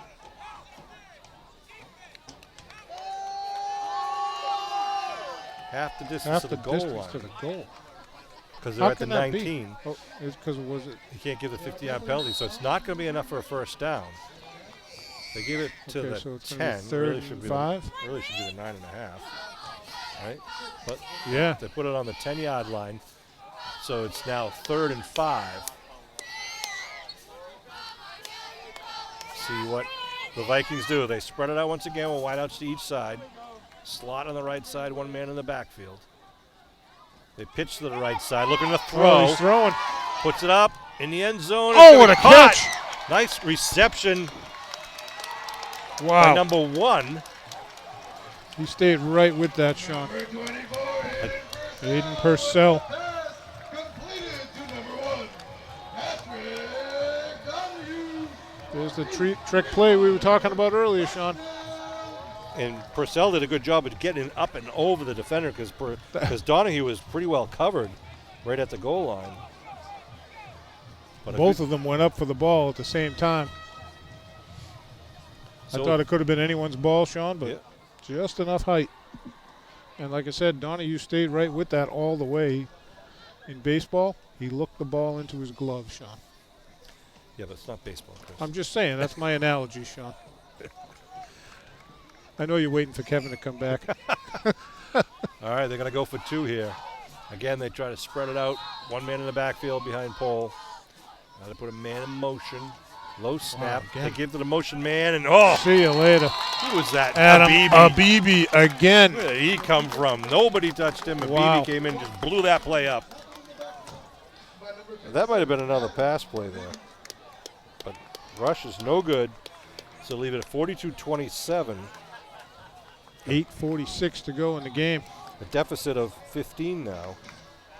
2-score game. Oh, more than 2. It's a 3-score game.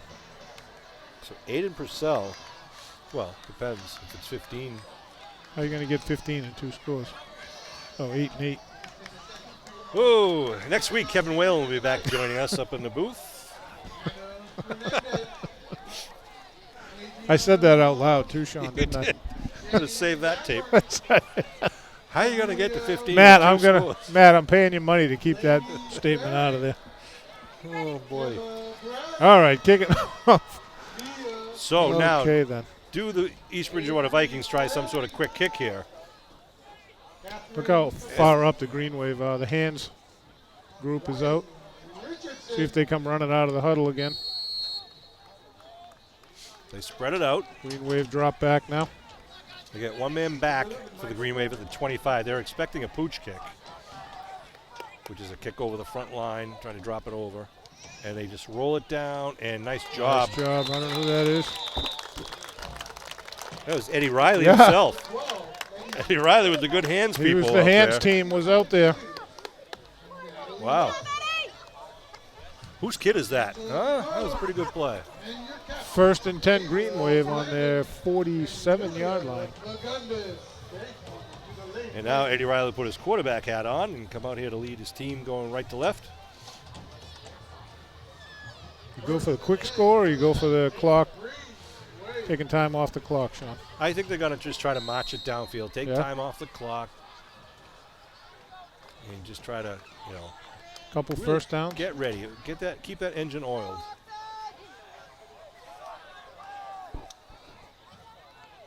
Donovan wide near side. Ricketson gets the ball going on the right side, cuts it back up. Ricketson spinning, still on his going. feet. He got, what, 7, 8? Good job by Ricketson. Drew Donovan throwing blocks, turn 20 yards downfield. And now having a conversation right now. Yeah. Why? The coaches are yelling at Donovan, get I back in can the hear huddle. him, We yeah. get the next play to run. I think they're gonna take Drew out of the game. He's a little hot-headed Let right him now. cool off a little bit. Let cooler heads prevail. Yep. Smart move by the coaches. They don't need a 15-yard unsportsmanlike. Riley brings the team up to the line of scrimmage. 2nd and about 3. Kilmaine in the backfield. Eddie Riley calls the cadence. Puts Ricketson in motion. Gives to Kilmaine up Kilmaine the middle. short. Nice. Kilmaine right over the center, and then Sutter steps to the right to get the apparent first down. He needed 3 and got 4, I believe. Let's see There's where the they mark chain. it. Yeah, they are. They're going to mark it down to the There you go. 42. So a fresh set of downs for the Abington Green Wave, and the chain gang will move and set up the next 10-yard increment. How do you get 10 yards, Sean? How do you get? This game can't end soon enough. Ball in the 42, 1st and 10. LaRosa out over the ball as the center. P's going to line up on the left side tackle. Van Luling out wide to the near side. Riley in the shotgun. Looking for the slant to Van Luling. Nice pass and connection Nice pass, nice catch. at the 35-yard line. That made that look too easy. Riley just gunned it. I would say right between the numbers, but Van Luling's only got 1 number on his shirt. Right in the top circle of the 8. Called a lot of Mike Van Luling's name today. Yes, we have. Mike Van Luling and Adam Abibi and Mason Kilmaine. I think he had an inkling. He came up and talked to us before the game. Mike Van Luling did. Green Wave sending 3 wideouts to the far side, 1 to the near side. Abington coming out with a passing type offense. I haven't Riley had a in lot the of shotgun. passes tonight, Sean. No. They hand off now, a little draw to Izzy. Curtis Lucas Summers. Is that it Izzy or I think it was Izzy. No, let's see. Oh. It was Curtis Lucas Summers. Sorry. 1st and 10. 1st and 10. I'm not paying attention to you anymore. Green Wave move it downfield to the 26-yard line. What'd we say? Needed a couple first downs, get the clock going.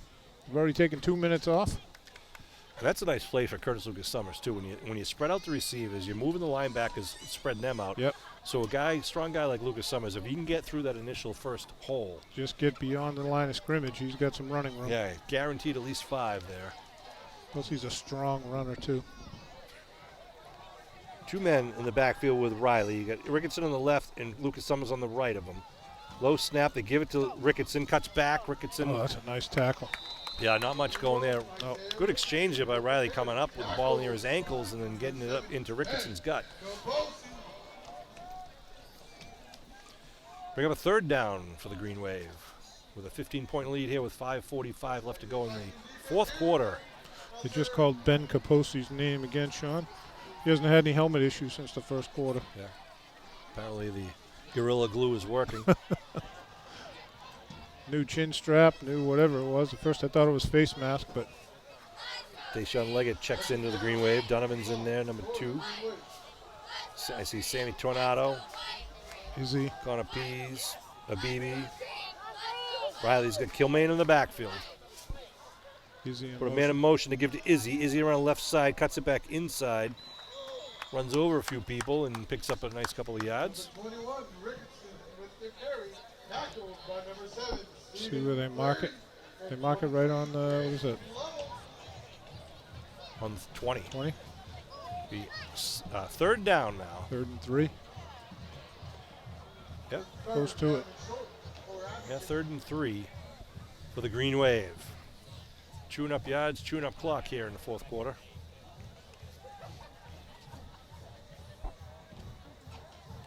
Riley up talking to his running backs. He's got Donovan in the eye behind Kilmaine. Riley gives to Donovan around the left side. Donovan scatters left first side, down. tries to turn the corner. Did he get first? It See, was a short tackle. Oh, it's going to be close, Sean. he's got to get it down, inside the 17. We can't see from this specific angle. There were too many helmets in the way. We couldn't see anything. Looks like he's up around the 15-yard line. That'll be enough for the They're going to first. put it on the 15, yep. First First down for down. the Green Wave. That's the 3rd first Right? down Oh, in wait a this minute. drive. No. It's at the 20-yard line. Sorry, folks at home. So it'll be 4th and 2 now. 4th and, Wow, it was 3rd and 3. He only got 1. well, I guess maybe it was 3rd and 4, just looking at the angle here. So now it's a good 4th and about 3. So the ball on the 20, got to get it inside the 17. Kilmaine in the backfield. Pitch to the right side, Donovan. Donovan trying to turn the corner, gets hit, tripped up though. He's tripped going to up. be I think called he's short. So the East Bridgewater defense comes out. Number 2, Drew Donovan with the carry. Tackled. And Still. it should be a turnover on downs in, so the Vikings will come out with their offense with 3:28 to go. The Green Wave just ran off, 3 minutes off that? 4 minutes? Bridgewater. Vikings. This guy kills me. I can't listen to him anymore, honestly. So it looks like the ball's going to be marked right at the 20-yard line of East Bridgewater. They trail 15. East Bridgewater crowd is going to be happy with the way that their team has performed tonight. Coming in here 1-4, against, really, they were nervous playing Abington. Absolutely. And their offense made some things happen. They've held their own offensively. Yeah, they took some chances that paid off with the onside kicks. Kicking it back the other side. Not much happening up the middle. Shea McClellan on the tackle. About a 5-yard pickup. McLeod on the carry there. Bring up 2nd and just under 5 yards to go. Second down and 5. Go. Vikings. Want to thank Matt Nelson and Mike Simmons, the guys behind the scenes bringing you this game for Abington Cable TV. Sean, and a reminder, Sunday, October 17th, that's this Sunday, Abington Green Wave boosters and the Vikings boosters will split the proceeds at the Haunted Mansion at Barrett's Haunted House. Looking to throw, going deep down the far side. He's got a man, and nice job by Van Leeuwing. Nice job. That's good D. That was great D. Just cut right in front of him and knocked that ball away. The ball was a bit underthrown. Mike was step for step. Despite the fact that you mentioned that he had a penalty called against it earlier, I didn't say anything. Mike has been right next to every receiver on every Absolutely. play there. So he's been doing some pretty good coverage downfield against some pretty speedy outside receivers from the Vikings. You still doing plays of the game, Sean? You guys still do that anymore? I was just thinking the same thing. We could bring that up because it's good to see everybody getting a little better every game. You know, shotgun again, 3rd and 5 now. Vikings looking to convert. They faked it out, the quick out. They're going deep. Now he goes down the middle of the field. It's going to be a completion at the 45 for the first, and then wrestled down back at about the 41-yard line. Let's see where they give him the forward progress 45. up at the 45. Timeout called by the Vikings. A nice. 24 to go. That was nice. It was a little stop and go, the little pump fake, and the receiver did a good job. He's floating into the open area, kind of waved to the quarterback, and a well-thrown ball by the freshman quarterback. They had 2 receivers lined up on that side, and the outside guy, who's the one who had the ball, the inside guy kind of just floated inside, just a little short, and the outside guy just kept leaking 4 or 5 yards beyond that. And a good tackle, too. Absolutely. By the Green Wave. And Donovan was going for the ball, too. He had him tackled and was still trying to get the ball out of there. Referee coming over to the press box. He's talking to Larry. Yep. He wants the clock put up to 2:24. It says 2:20 right now. You know, for a guy who didn't want to be on the microphone, I got to give credit to this referee, Truzero. He has been in control of the game. The whole game. He does a good job of explaining everything, making sure everyone hears it, and he can sprint across the field pretty quickly. There's a reason why I don't do that, Sean. I'd need that gator right in front of us to get over there that quick. Talking to Coach Kell, just letting him know about the 4-second difference. Yep. 42-27 to Green Wave. The Green Wave came out all cylinders. Their opening drive was 3 plays and a touchdown. They had a 14-0 lead at the end of the first quarter, but then the Vikings struck back with a couple of big plays. They scored 21 points in the second quarter to take a lead, 21-20 at one point. The Green Wave, though, scored right before the half, making it a 28-21 lead at the half. And then it was been all Green Wave in the third quarter, notching 2 more touchdowns.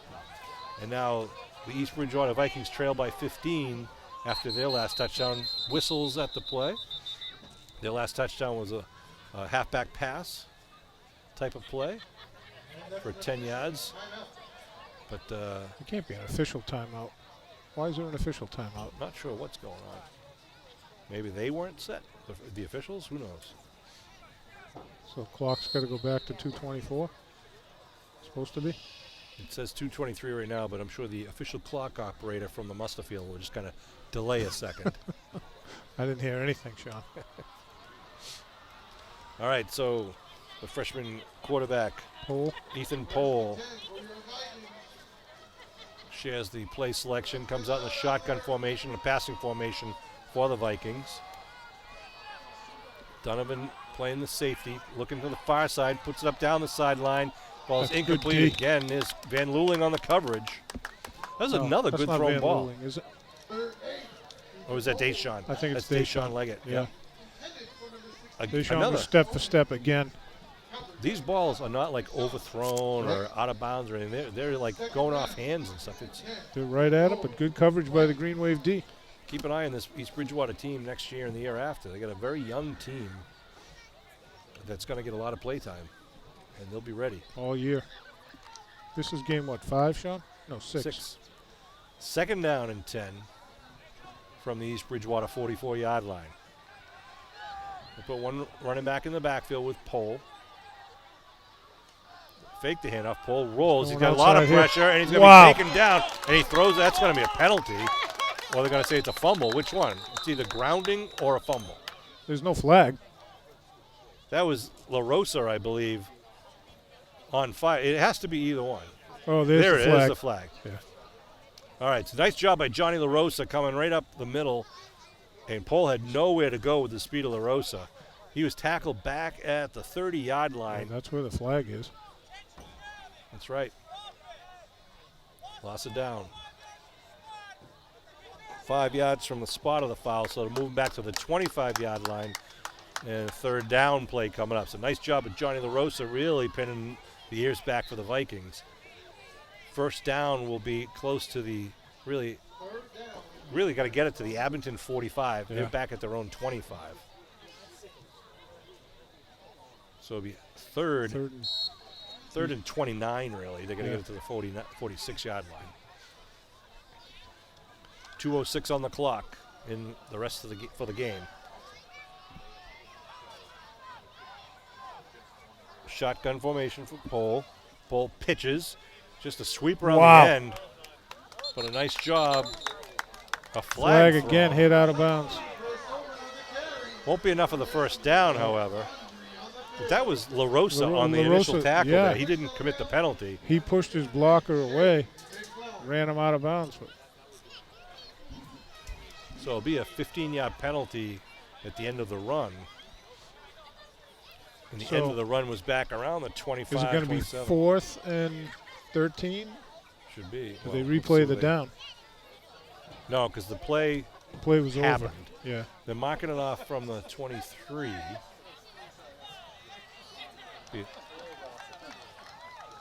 Yeah, it'll be fourth down at the 38-yard line, it should be. Yep. Ball's on the 38, 4th down. Actually, more than 13 then. 16. About 16. Late hit out of bounds. So they're kicking here? They can't kick.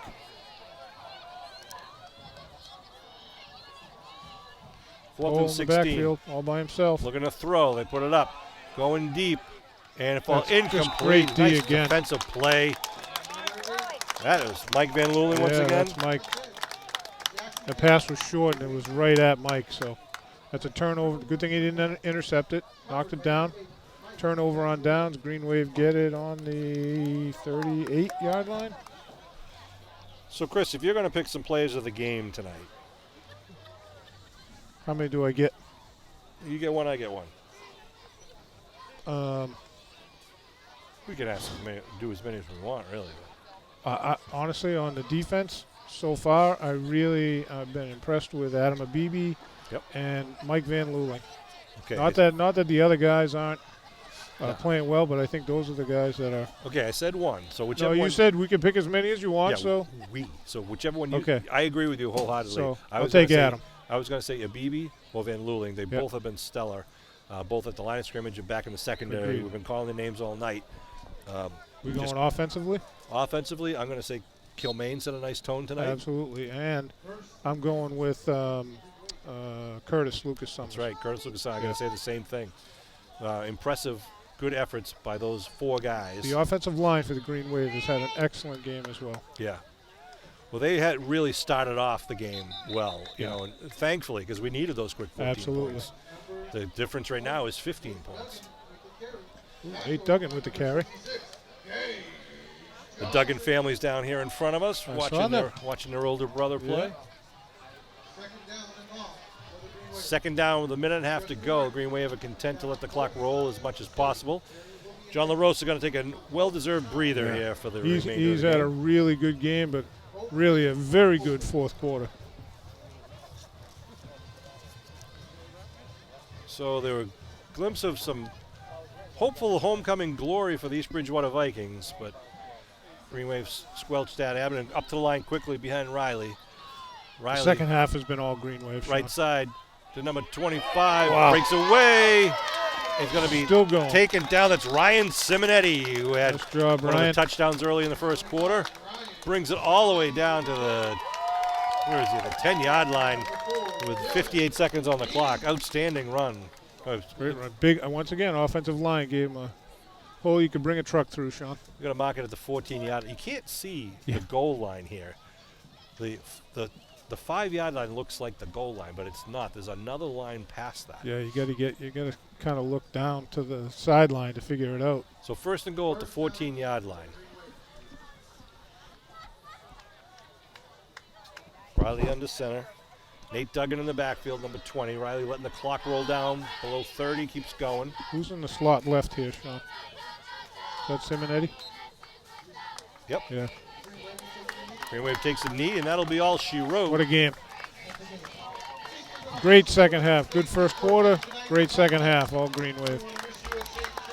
It was a good game. Well, I can't say it was a good game. I think the Green Wave kind of defense really gave up a lot in the second quarter, but I was pleased to see them bounce back in a strong way, both offensively and defensively in the second half.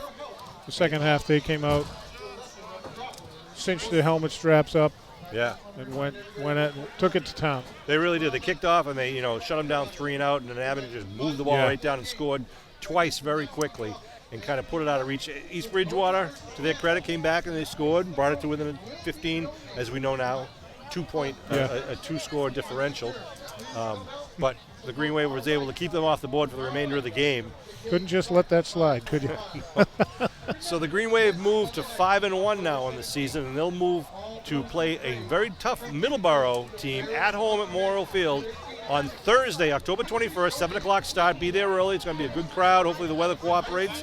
And then we'll be traveling on Friday, October 29th, down to Norwell High School for the last regular season game. And then we'll await the pairings from the MIA for all the playoffs. We could be playing anywhere in Massachusetts for the playoffs, so stay tuned for that. Again, if you want to check the schedules for any Abington Green Wave team, go to arbiterlive.com, ARBITER live.com, or you can follow Athletic Director Peter Serino on Twitter at Abington AD, and follow the information that he puts out over Twitter. Chris, any final thoughts on this Green Wave victory? I liked the second half statement that the Green Wave made, Sean. They came out, it was a little shaky in the second quarter, but they really put it together in the second half as far as I was concerned. Great third quarter, and they held strong in the fourth quarter. Nice win for the Green Wave tonight. Once again, I want to thank Mike Simmons and Matt Nelson for bringing you everything behind the scenes, getting this video to you at home. Hope you enjoy it. I want to thank Chris Nagel for joining us today. My name is Sean Riley. Thanks for tuning in to Abington Green Wave Football. We will see you next week at Memorial Field.